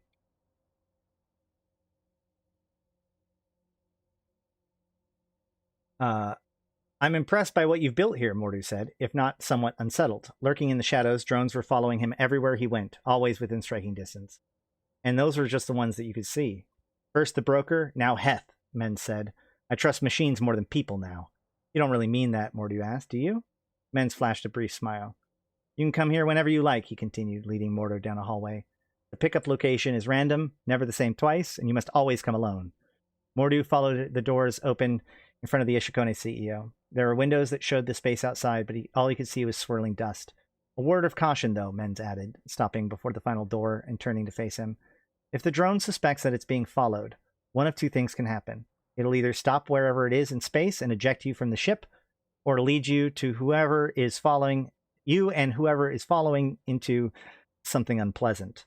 Mordu looked into Reppola's eyes and for a brief instant recognized a much younger and tormented version of himself. You saved my son's life, he said. We are with you. Menz looked away. Thank you, he said. We'll find out soon enough if you really are. And finally, as we're getting close to the end, we have the conversation between Amelie and Menz. Mom's gone, isn't he? Amelie asked. Yes, Menz said, holding his daughter's hand. I remember boarding a gunship. We were supposed to go to Myoclar? Menz nodded slowly. It was attacked during approach. By who? Heth. I wish I could remember what we were talking about, she said. She loved you very much, Menz said. It was a bad idea, she said, frowning. I knew it then. No, Amelie. If anyone is to blame, it's me. Please, not you. The last memory I will ever have of Mom, that I didn't stand up to her. If I had, she might still be alive. Menz took a deep breath, because Amelie asked to be part of this, and now she is. And the very first thing that she has to confront when it comes to being part of this is the consequences to things. Both your own faults, but also the parts of it that you could never have known. Right? And in this case, her decisions or her actions led to her own mother's death. And that's step one for her when it comes to being an adult in this world, taking things on for herself. She'd been trying this whole time to bring this family back together. That's impossible now. And her attempts to got her mom, in her attempts, her mom has now died. Amelie, remember when you told me that you wanted a more active role in protecting yourself? Yeah, Amelie said. Well, you have it now, Menz said. We're far, far away from Ishukone. Somewhere where Heth and the broker can't find us. This is where we're going to make our stand. By hiding from them? By figuring out how to beat them. Let me show you something. A tiny drone, no larger than a datapad, scurried up to the side of Amelie's bed, sat on her lap, startling her. It's okay, Menz said, as it playfully flipped onto its back and then righted itself and performed salute with one of its appendages. See? Put your hand out. She did so, and the creature reached out with one of its legs and touched her hand and then pulled away. It repeated the act again, as if judging whether it was safe, and then jumped into her palm, spreading out as though lounging on a couch. This is Velamo, Menz said. Raleigh built him. Don't let his size fool you. He's quite capable, and soon you'll find out. Capable of what? Amelie asked. Of teaching you how to protect yourself, Menz said. When you're feeling better, there's someone else I'm going to introduce you to. But for now, are you going to be here? She asked. Menz took a big swallow. Raleigh will be here for a few days a week to continue your education. Dad, Amelie said, are you going to stay here with me? As much as I can, Menz said. And then so then he also meets up then with Gable, right? Gable, that doctor that is the life giver. And he has a meeting with her. How's the patient doing? Stabilized for now, Gable said, though I don't know how much I had to do with that. His anatomy is incredibly resilient. Is he cooperating? He trusts me, Gable said. He fully understands that we can't help him until we learn more about him. But there is one concern I have. What's that?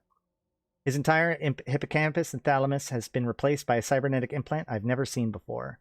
And there's more technology I'm unfamiliar with. For example, I think his entire spinal cord is a transmitter of some kind. It probably is, Menz said. He's a prototype. The technical specifications for his clone type will be here shortly. His normal body temperature is elevated already, and his back is almost hot to the touch. I'm guessing that it's still broadcasting. We'll look into it, Menz said. Do you have everything else you need?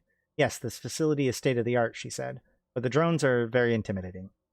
They're for your protection, Menz explained. You know there are risks. I understand, and I appreciate it. My colleague Raleigh is very impressed with your background, Menz commented. You two are going to be working closely together.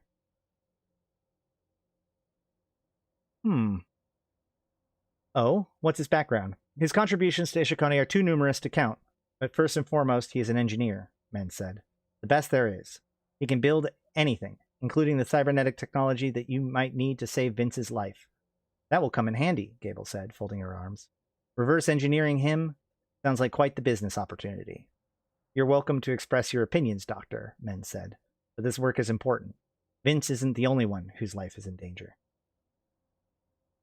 And then he meets up with Mila. When can I meet her? Mila asked. Soon, Men said, staring into the room where Amelie was sleeping. She needs some time.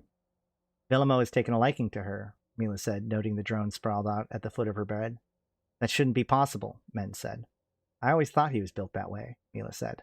Villamo was built to learn and to hunt, Men said. The nurturing behavior is new. I'll have Raleigh look into it. You're asking a lot of him, she said. I ask a lot of everyone in my life.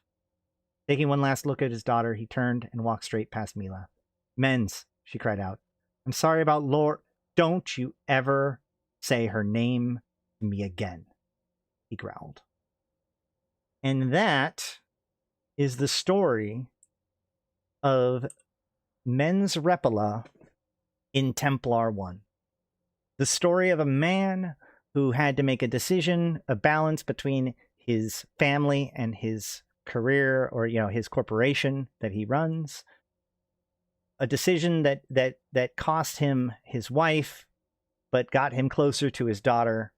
And we leave him in this story hiding in Mila's secret location with Gable and his daughter and Raleigh in order to reverse engineer the Templar project explicitly so that way he can build a clone army to fight Tibus Heth. And so next time when we come back to this, we are going to cover the fall of Tibus Heth.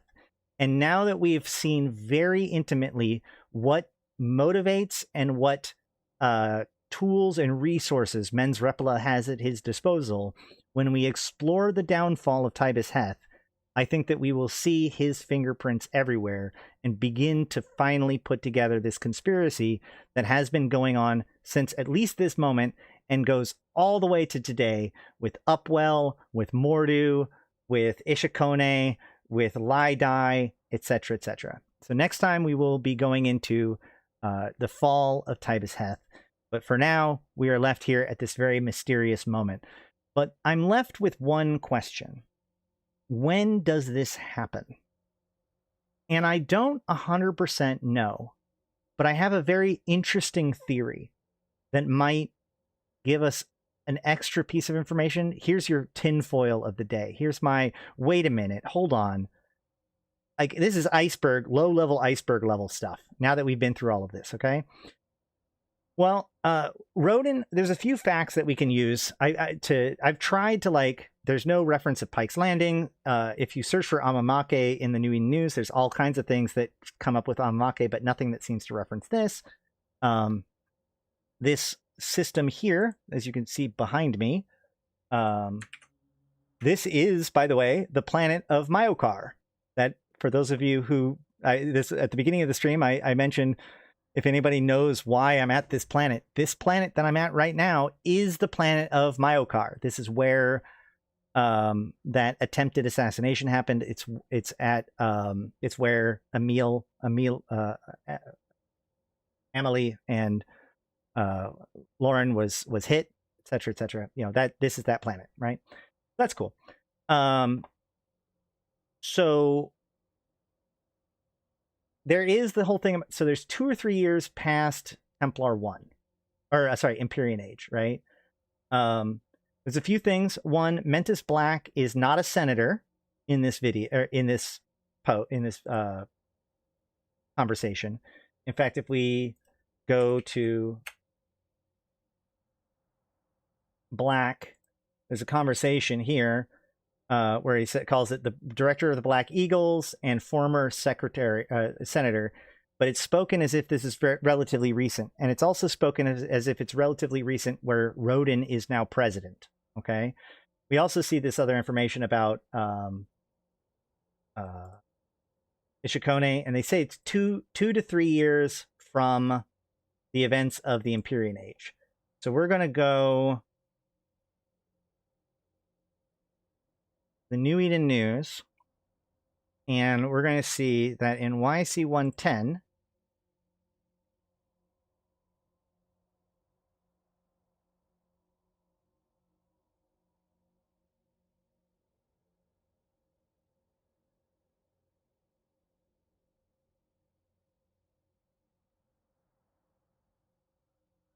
Uh,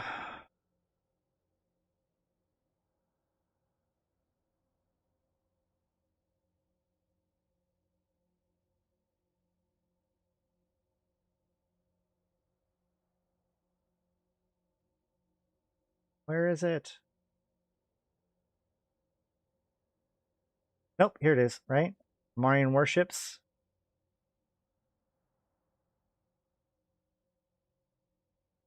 Oh no, that's the attack from Orium Kador.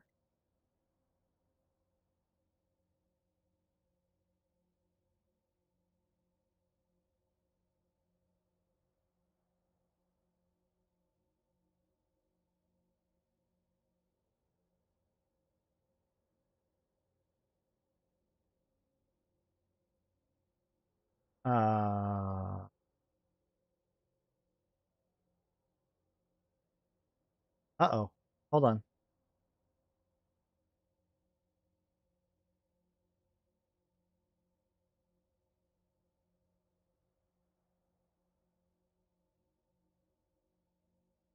Ah.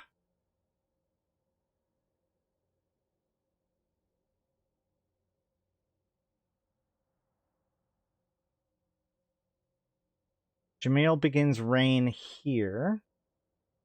Jamil begins reign after the events of the Empyrean Age, so it would have been before this.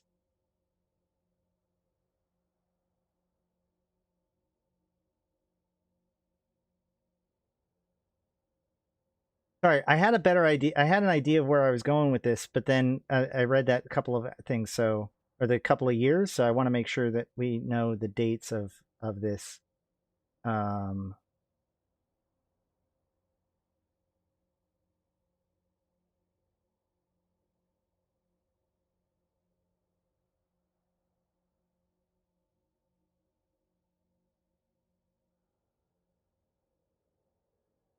It's all still war stuff, right?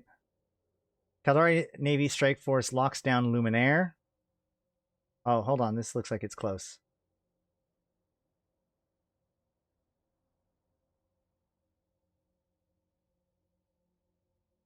Yeah, breaking news. Imperial Navy emerges in Corazor region with Jamil Sorum Elder Fleet retreating. There it is. So we see Jamil Sorum sighted over Sorum Prime. Then we should find...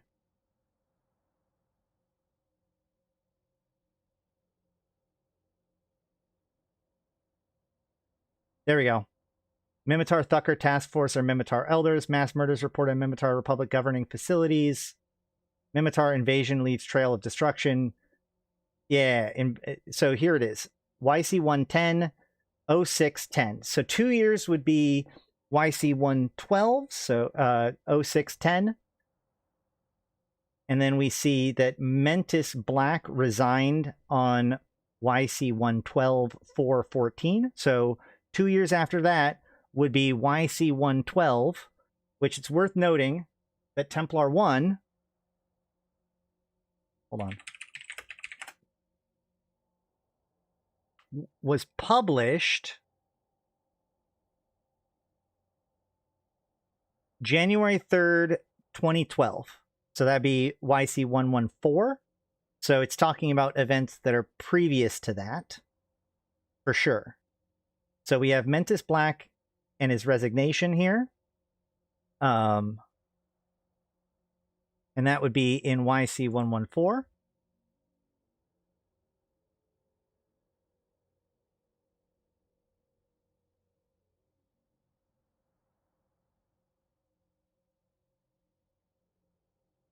Nope, that's not actually it. Hold on. Sorry, 112. My bad. That's YC112. We're going to go back to YC112 and go to the beginning of this, and we can see there's announced Senate resignation, nomination for new head of Senate. And so what's interesting here is that YC112 has basically, it has all these things that happen in January, February, March, April of YC112, which is 2010, has all these different things that happen, including Mentis Black resigns. Just before that, this is actually when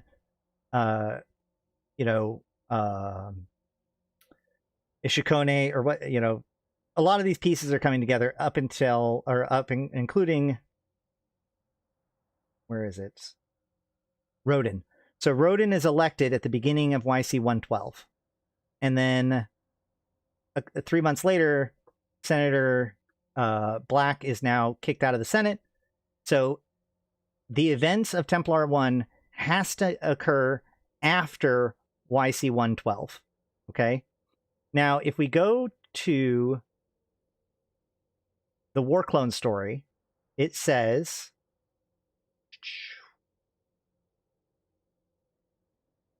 The Amar Empire, fearful of a potential insurrection of these powerful soldiers, decided to both resolve... Hold on. It began with inmate 487980A, a man of Caldari descent, prisoner held in Imperial Corrections Penitentiary 89 in the Hedion system of Marian Throne Worlds. Previously known as Vincent Barabin, a wanted fugitive of the state and former Caldari Navy serviceman, he began simply to be known as Templar 1. Blah, blah, blah. Based on biomechanical implant, colloquially known as the fifth lobe technology, harvested from dominant race known only as the Sleepers, the highly invasive surgical process transformed an individual into one of these paladins was described as Imperial scientists as one of the most brutal procedures that they've ever carried out, with a recovery procedure lasting several months. So it takes several months to do one of these things. Despite ongoing breach of the Concord Assembly's legislation regarding the cloning and sentient biomasses, these first-generation clone mercenaries were initially used to great effect at the Battle of Pike's Landing in the Republic system of Amamake. However, the vast majority of these mentally and physically unable to adjust to such severe changes in psychology and were driven mad by the drastic changes made to their physical and mental composition. The Amar Empire, fearful of a potential insurrection by these powerful soldiers, decided to resolve both the issues of their presence and their evidence to existence in one fell swoop. Their order was issued for an Imperial Navy strike force to carry out a full-scale orbital bombardment of both the battlefield at Pike's Landing and the Central Clone Reanimation Unit Enclave, ensure that no evidence was of what was now considered a failed experiment would exist should Concord Assembly investigate. The order was carried out with success, and on this day, the fate of Templar 1 remains a mystery to all who knew of his existence, except for we know where he's at. He's at the Molnir Nebula in Mila's headquarters. For a while, the project was believed to be a thing of the past. However, within a number of months, Imperial scientists, under decree issued by the Empress Jamila herself, had completed work on an artificially synthesized version of the implant grown entirely inside of a human clone and free from invasive procedures of the first-generation implants. With the ability to bypass the lengthy recovery process, the Empire set about creating a stock of second-generation clone soldiers within several months more. This technology had spread to the other core empires, with all four major powers working on their own answer to the Empire's new discovery. So this happens months after the events of Templar 1, okay? And we can go... There's a couple of chronicles that are important here. So we have Sirens of Fear and Sense, which is YC115.06. This is where the first image of 514 gets found, and this is like they're already talking about clone soldiers being integrated into all this. We're going to talk about this a lot tomorrow. This is going to be, or not tomorrow, but the next time. And then 514, this is when Jamil is presenting this information to everybody else, and this is after this event. So this would have been, so there's some time between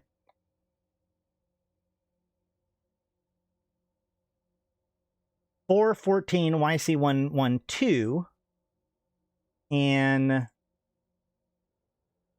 January 26th YC115. So that is it's a 3-year window, so it's got to be somewhere in between there, right?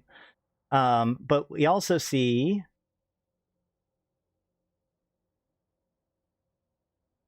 it was not until November 30th YC114, so this is actually before that, that the true power of these clone soldiers was revealed after Typus Heth, executor of the Caldari state, was shot by an assistant at a provost political rally in the city of Okashin on New Caldari Prime.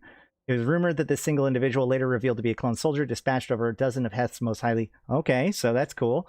So it has to be before that. We're going. That's basically spoiler alert for next time. But so we have between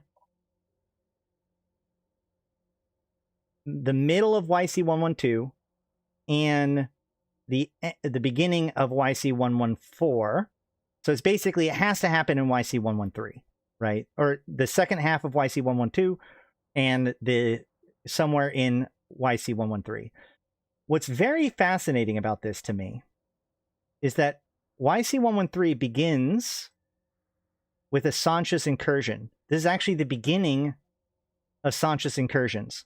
Now, I've known that Sansha's incursions are somewhat connected to all of this, like, sleeper tech, and, like, these are kind of connected together. There's some interesting stuff with the infomorph and everything like that. But here's the thing about that.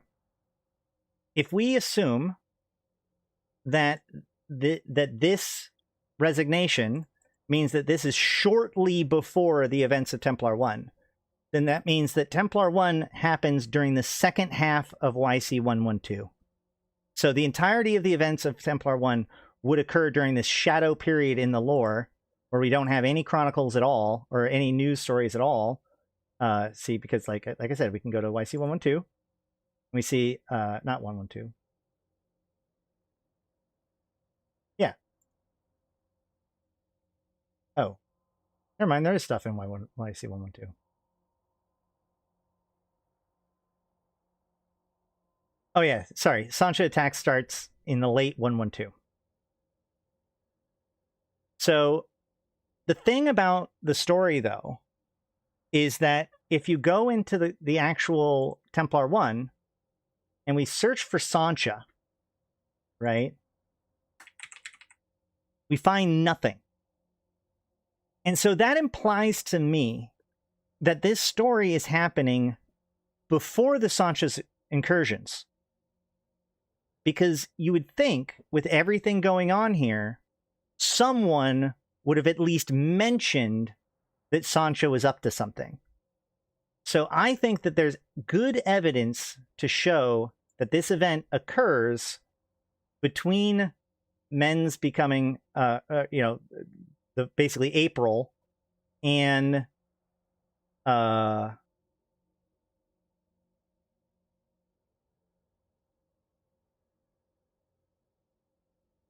is it?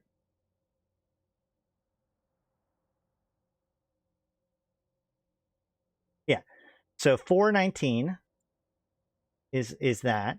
And then I've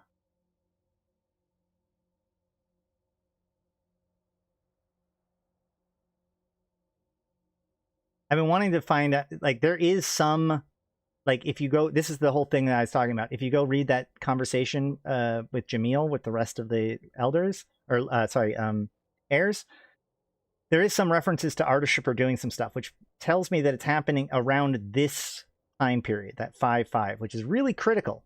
Really critical. Because if we see, this is when Sansha's Nation begins abducting people 1 month later. Okay?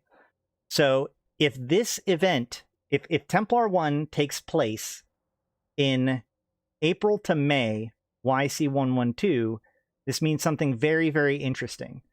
Because, like, it could happen later than all of this, but it's important to note that in the final chapter of Templar 1, the very, very, very, very, very, very end, see if I can pull it up. We have this. Just outside of the borders of Caldari space, hidden in the unremarkable asteroid belts of a system abandoned by prospectors long ago, lurked a series of outposts. The inside of these hardened structures were crammed with highly advanced technical equipment, usually the sort of stuff found in secure Empire stations. Vast data core centers linked to fluid routers, all still active, sat alongside cloning equipment, including crews with clones waiting inside.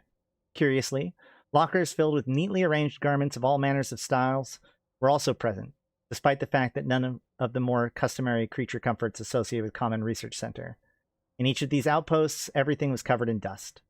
A sentient life form chanced upon one during a belt surveying mission and promptly informed its master. Within hours, its smaller companion had broken inside, not realizing how lucky that they were. A thermonuclear device powerful enough to atomize the asteroid upon which they stood had somehow failed to detonate following an unauthorized breach. Whoever had rigged it had made a mistake. It was one of the many the broker made towards the end of his physical lives. So what we see is that Sancha, because we see that's the Sancha logo up there, it would seem that Sancha is the one who stumbles upon the broker's cloning systems and information. And I've never really thought about that too much, but given the events that have happened, like given all of this, it really does feel like this moment might have been the initiation of the Sancha's incursion.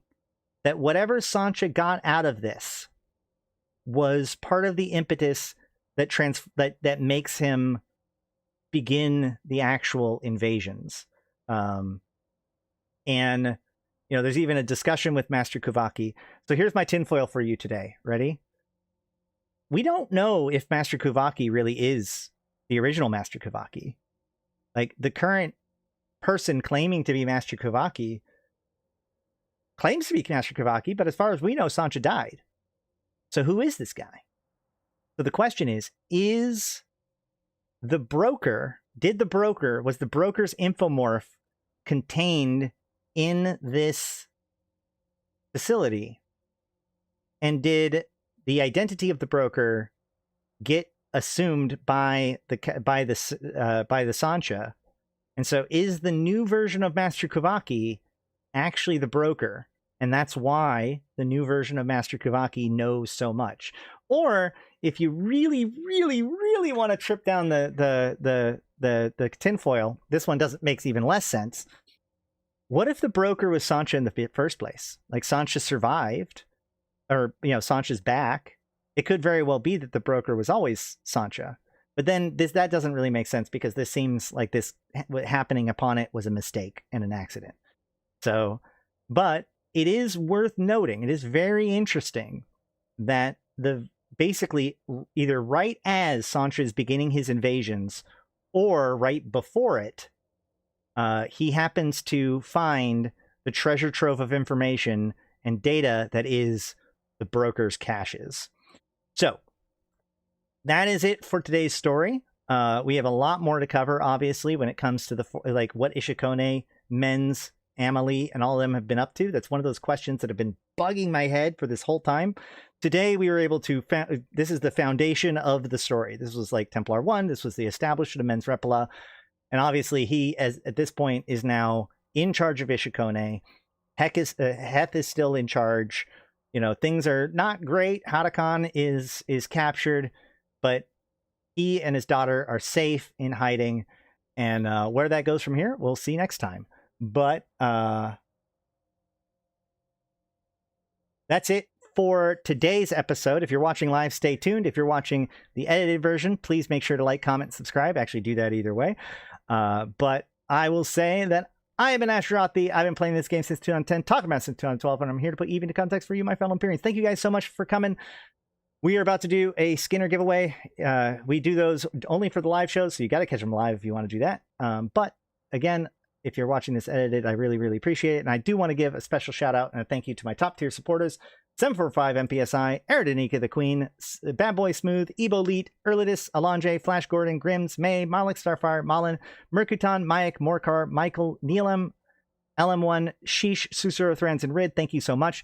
If you guys appreciated today's breakdown of this story and the work that went into it, make sure to like the video, share it with some friends, etc., because Men's Reppola may be the secret to understanding pretty much all of the conspiracies in EVE Online if we dig deep enough. So hope that you'll see me next time.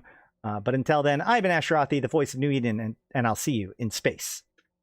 All right, guys, let's go ahead and jump into giveaways and stuff that Malak says. You want me to jump into comms with you? All right. Hey. Hold on, I can't hear you yet. Can you hear me? I can hear you, but oh, hold on. Sorry, you couldn't hear me. They can't hear you, and I'm working on that real quick. Oh no, Okay. they can hear you. Never mind, they can't hear you. I'm sorry, they can't hear you. All right. All right. So what's up? I sent you in DMs. I found out on the forums. Someone mentioned the math behind like the people or the number of listed participants and the total numbers aren't quite matching up. Mhm. And it's in the direction of the fact that further participation by those members may actually be counting. So Okay. I went and I looked at the mining stuff. They're like for like the first thing that I showed you, the Minotaur one. Mhm. Basically for the number of active contributors there, they should be averaging about 300,000 units mined. Oh, this is super easy. No. If that's your claim, this is super easy to test. Hold on. Yes, I know. I went Yeah. there. I went Okay. there. Go on. 1,167 active contributors to that Amarian advanced like level 3 or 4 mission. Yeah, you and I went to the same thought. 88 total missions complete. That's correct. Yep. There's twice as many missions completed as there are people contributed. I had heard at one point that somebody who had completed it could, like, their contribution still counted. I kind of dismissed that as being potentially like. Well, yeah, like who knows? it's super hard to know that, but like. No, this is obvious. Yeah. Like we have enough data now, then obviously like the missions, like it's just obvious now. Like we could just farm level 4 missions on for a while. Yep. So then the fear about some of these tasks requiring X number of people in order to complete it is completely unfounded. But my fear of things being completed too early without people being able to contribute is absolutely sound. Might be bugged in the contributor count.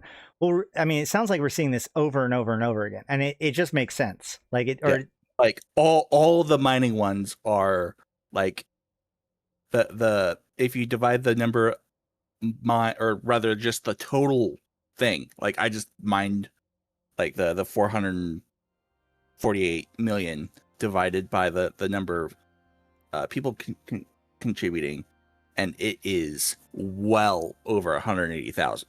I mean, obviously the Khazari one's going to be different because they're further behind, but everyone else is, high 90s.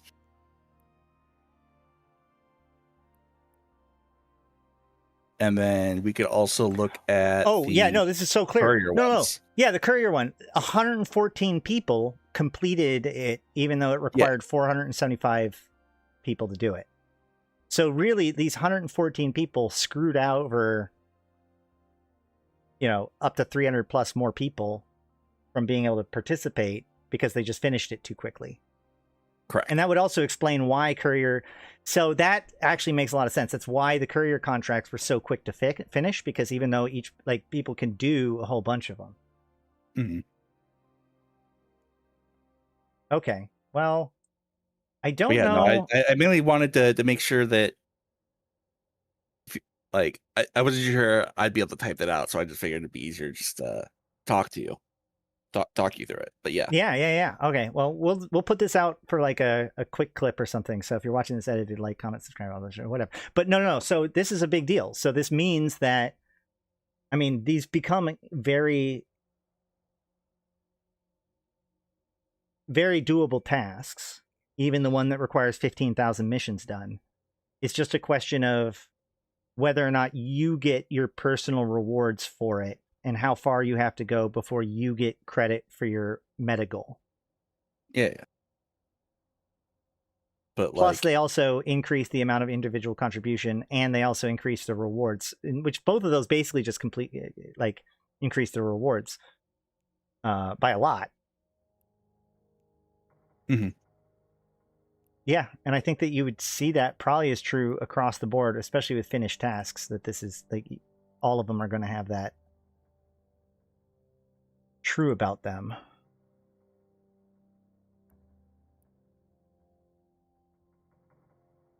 Yeah, 1,093 people have done 4,000 missions for the Galente. Okay. Well, I mean, that at least changes our strategies. Yeah. But yeah, no. My 3 accounts farming. I want to give has still credit been contributing. to Yeah. on this person on the forums, Immer Severas, who mainly made me like zero in on how to for sure know. Yeah. No, that's a good thing to know. Where is that? Hold on, I'll link you the thread.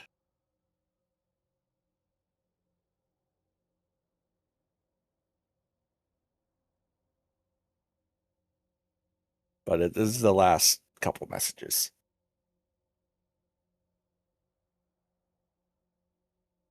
Ah, okay.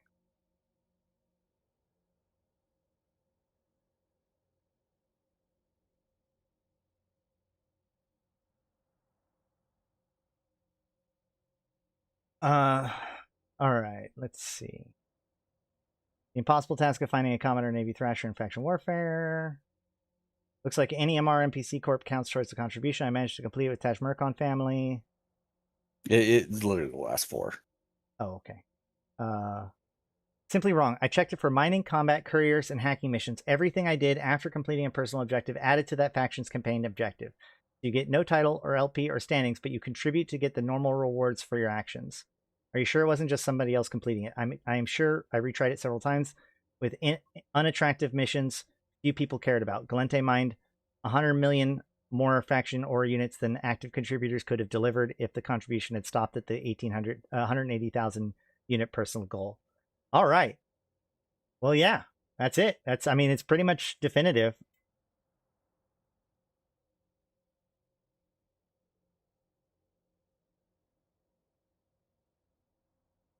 It is a little funny that it's working out that way, because even if you wanted to stop contributing after opting in, it would force you to resign instead of not gain credit. That is interesting. That, like, wait, so hold on. That actually leads me to another question. What if somebody doesn't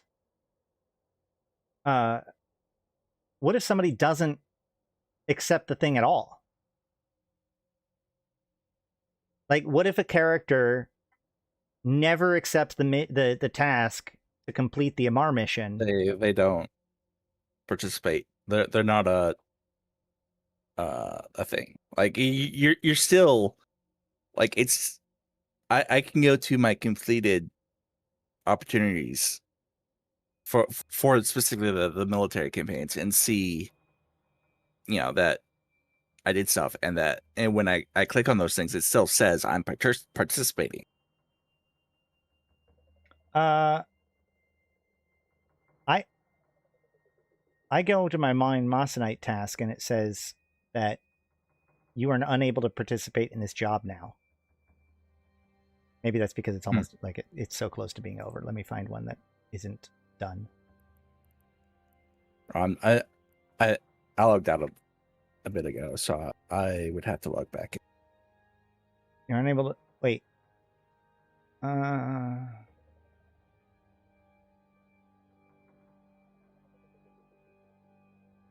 Yeah, I guess my question is, again, like, if somebody never actually accepted the mission but then went and did faction warfare and did plexes, would it still count towards the overall goal? Or do you have to at some point have accepted it? That's a good question. And honestly, I don't think we really know unless we asked someone who worked on it. Well, I mean, we get the intent answer, but we'll definitely dig into this more and come back probably tomorrow or Thursday. I think Thursday is going to be my next stream. And like I said, Friday, Friday we could have a normal stream, but Friday evening, I'm going to do a stream on my Decanted channel. So we'll talk more about that and get to the Discord to get more information. But let's do the Skinner. Yeah, I'll let you get to... Yeah. Awesome. I appreciate it, Malak. And we have proven that Malak is not, in fact, my alt. It's great. All right. All right. Hey, any advice on how to do the bulwark hacking sites? I can't deal with the rats there. A, use Navy issue frigates. And B, it's really good if you bring a buddy.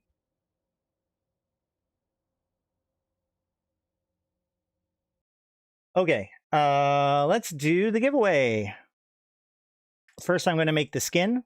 This time, I'm not going to do a custom exactly what you want skin. I'm going to do my Ishukone skin in celebration or like in honor of today's men's journey. We're going to do... I'm going to set it up for an Ishukone Watch Scorpion because for those of you who do not know, Ishukone Watch Scorpion was like a whole thing for a while.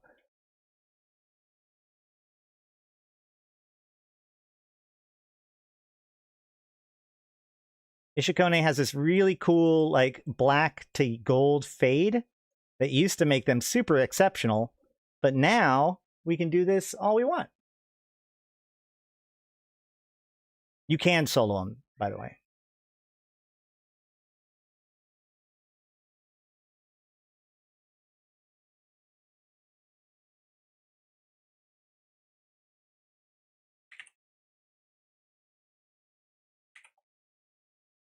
All right. So we're going to start out with like a black.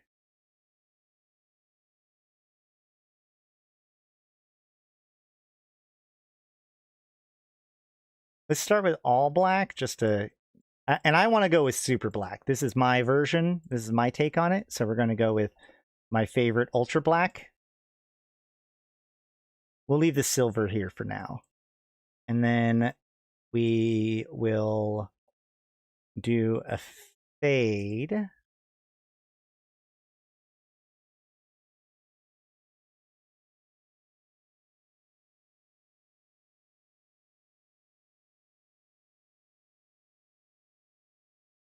And I want to mirror it. And there we go. And then offset it forward. And then set this color. I need a gold, but I want it to be like cooler than a normal gold.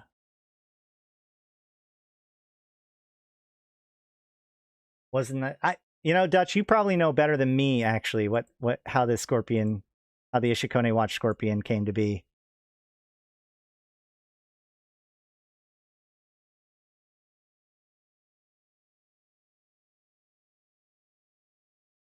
Let's see. Unless we want to go with a metallic.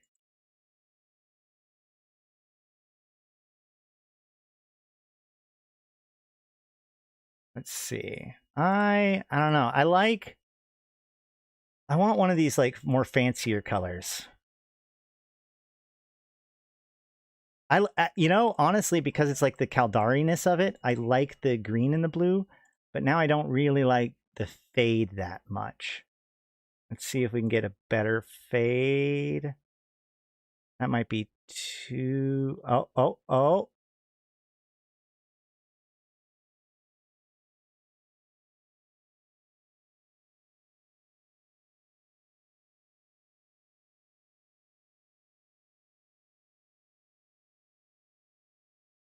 You know, now that I see the black... Ooh, actually, not having it be solid black seems to be pretty good.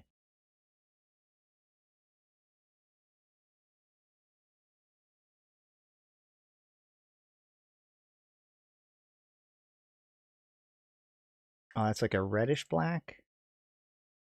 Man, I've got so many good blacks.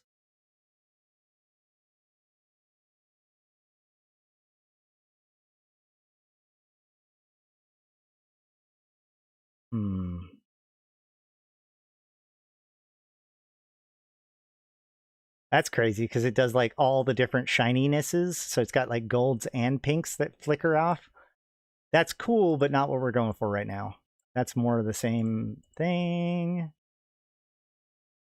That's like a green.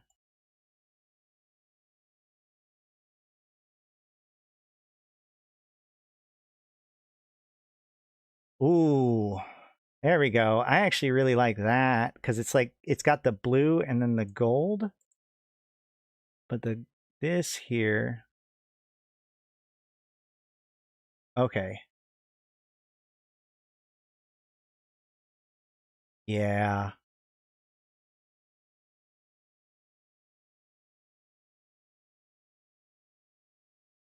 That looks pretty cool. It's got like the blue, like the different blues come out of it. This is shiny blue. That's gold blue. It's kind of the same idea of the Ishukone watch Scorpion, but a little bit different. And then let's find something that might jump out here. Let's just do like a...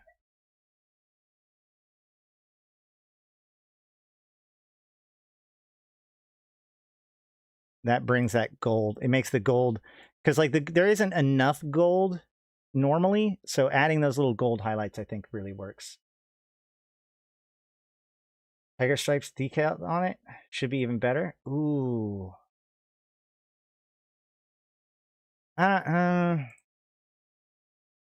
We do love that tiger. The tiger stripes end up looking so good, right?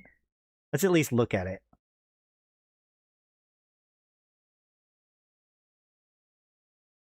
Where is it?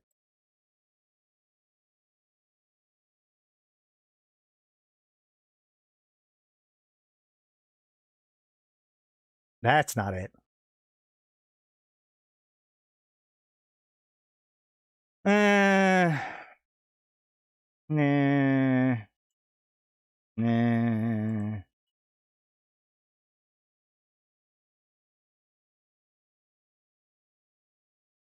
Ooh, could we go with that fade? Let's see how that works, actually. Let's see how this works. We'll go with that. We want to mirror it. So it looks like that. And we're going to offset it. And then we're going to turn it to be that gold blue color. Not that one. Where is it? There it is. I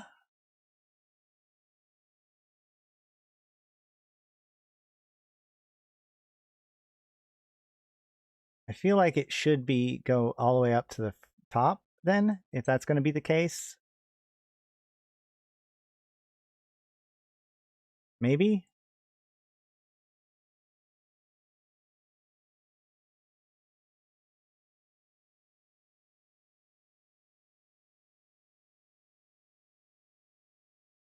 I feel like there's no difference. What do you mean? Between the straight, you can totally see that this is textured, whereas the previous one was just a flat fade. See. Oh,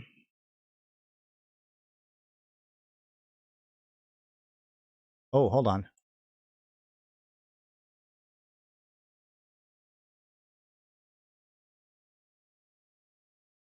Oh, that's kind of cool. But I don't own that one, do I? No, I don't.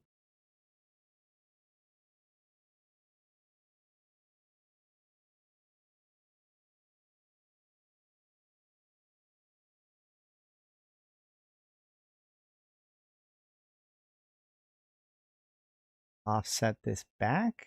No, offset this back. And scale it. Will that work? That adds some texture to it all. Now let's go ahead and turn it off on the gold bits.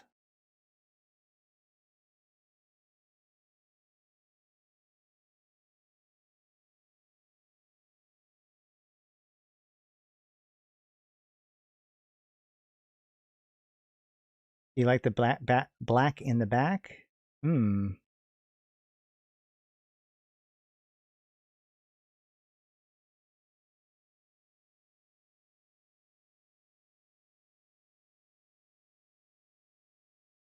That is actually starting to look pretty cool.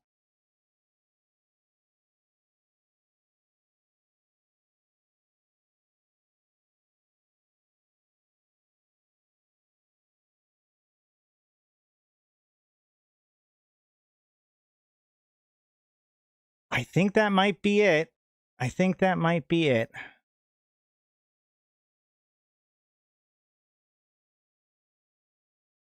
All right. Feels like a gold chip. All right. I'm going to call this the Ishukone special. And let's give it away. Now, I won't be able to print it out right now because I got to head back to my home and print it up. So you guys can, whoever wins can decide if they want this skin or one of the other skins that I have, you know, either in Skinner or in my skin collection. So let's just go ahead and do the giveaway. Exclamation point plunder for your chance to win. This is your last chance to join in.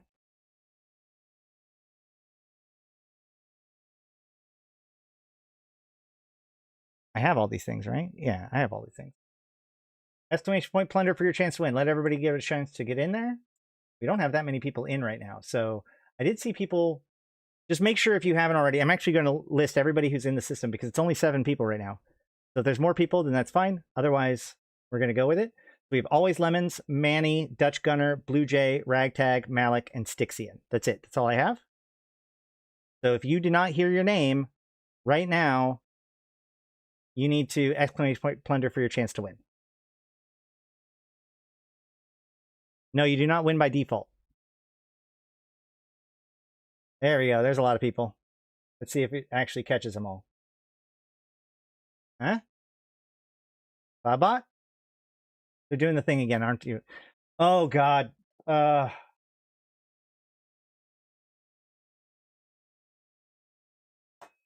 on.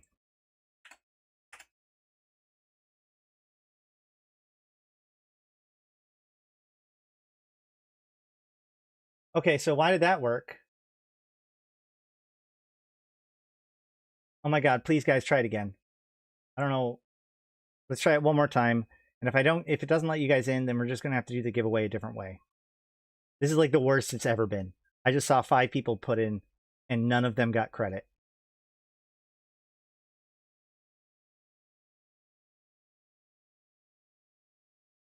I'm seeing the things come in. I think it's dead. To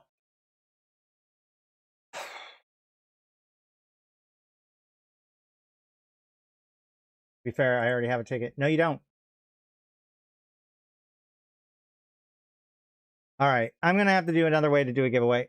I don't know. I don't know how to, I don't know. This is not my fault. It's not my fault. I apologize. Yeah, clankers these days. Vibe coding. Oh my God. Oh my God. Xavier got counted? Wait, hold on.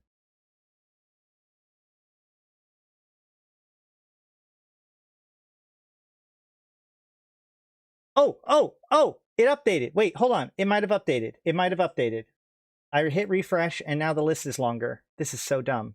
I have Xavier, I have Wayne, I have KB, I have Stone, Skin, I have Fantley, I have TL, I have Joe1, I have Lazy1.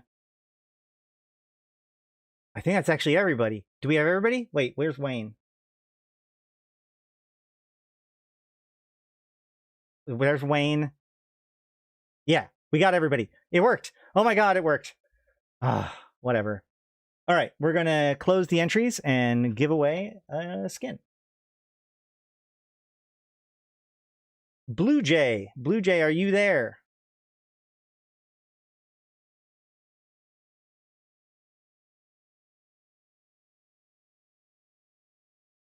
Blue Jay, are you there? You got a few seconds to respond. He's usually here. He wasn't here when we did the exclamation points a few seconds ago, though. If he's gone, it goes to the next person. I'm going to keep it. I'm going to pick another winner. And if whoever responds first gets it.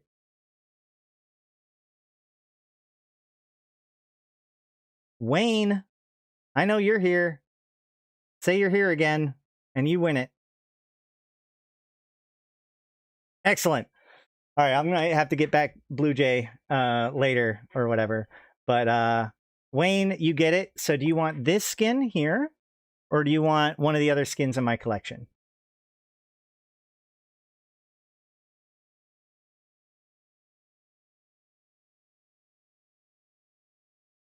Do you need to see what other you want this one? Okay, great. I'll take care of it. DM me in Discord so that way I know who you are, and I will get that printed up and get to you in like 2 or 3 days. You can feel free to bother me between now and then if you want to, in order to make sure it happens. So, all right, guys, like I said, on Thursday we should be streaming again, and we will cover the next chapter of this whole conversation, the downfall of Tybus Heth, unless there's too much news to cover. And then on Friday, I have an extra special decanted video where I want to address, I wrote my piece about my past and everything. It keeps coming up. So I do want to like do a reading of that writing and have like an open Q&A for people to address my past and everything else. So, uh-oh.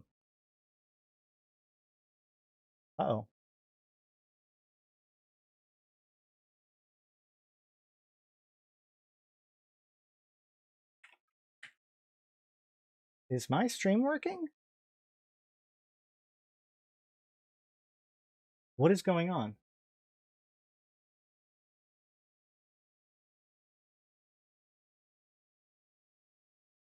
Can you guys hear me? Working for you? Okay. My computer's just acting very weird right now. It's implying that I don't have any connection at all. So, sorry. But yeah, just hit me up in the Discord there. Okay. Okay.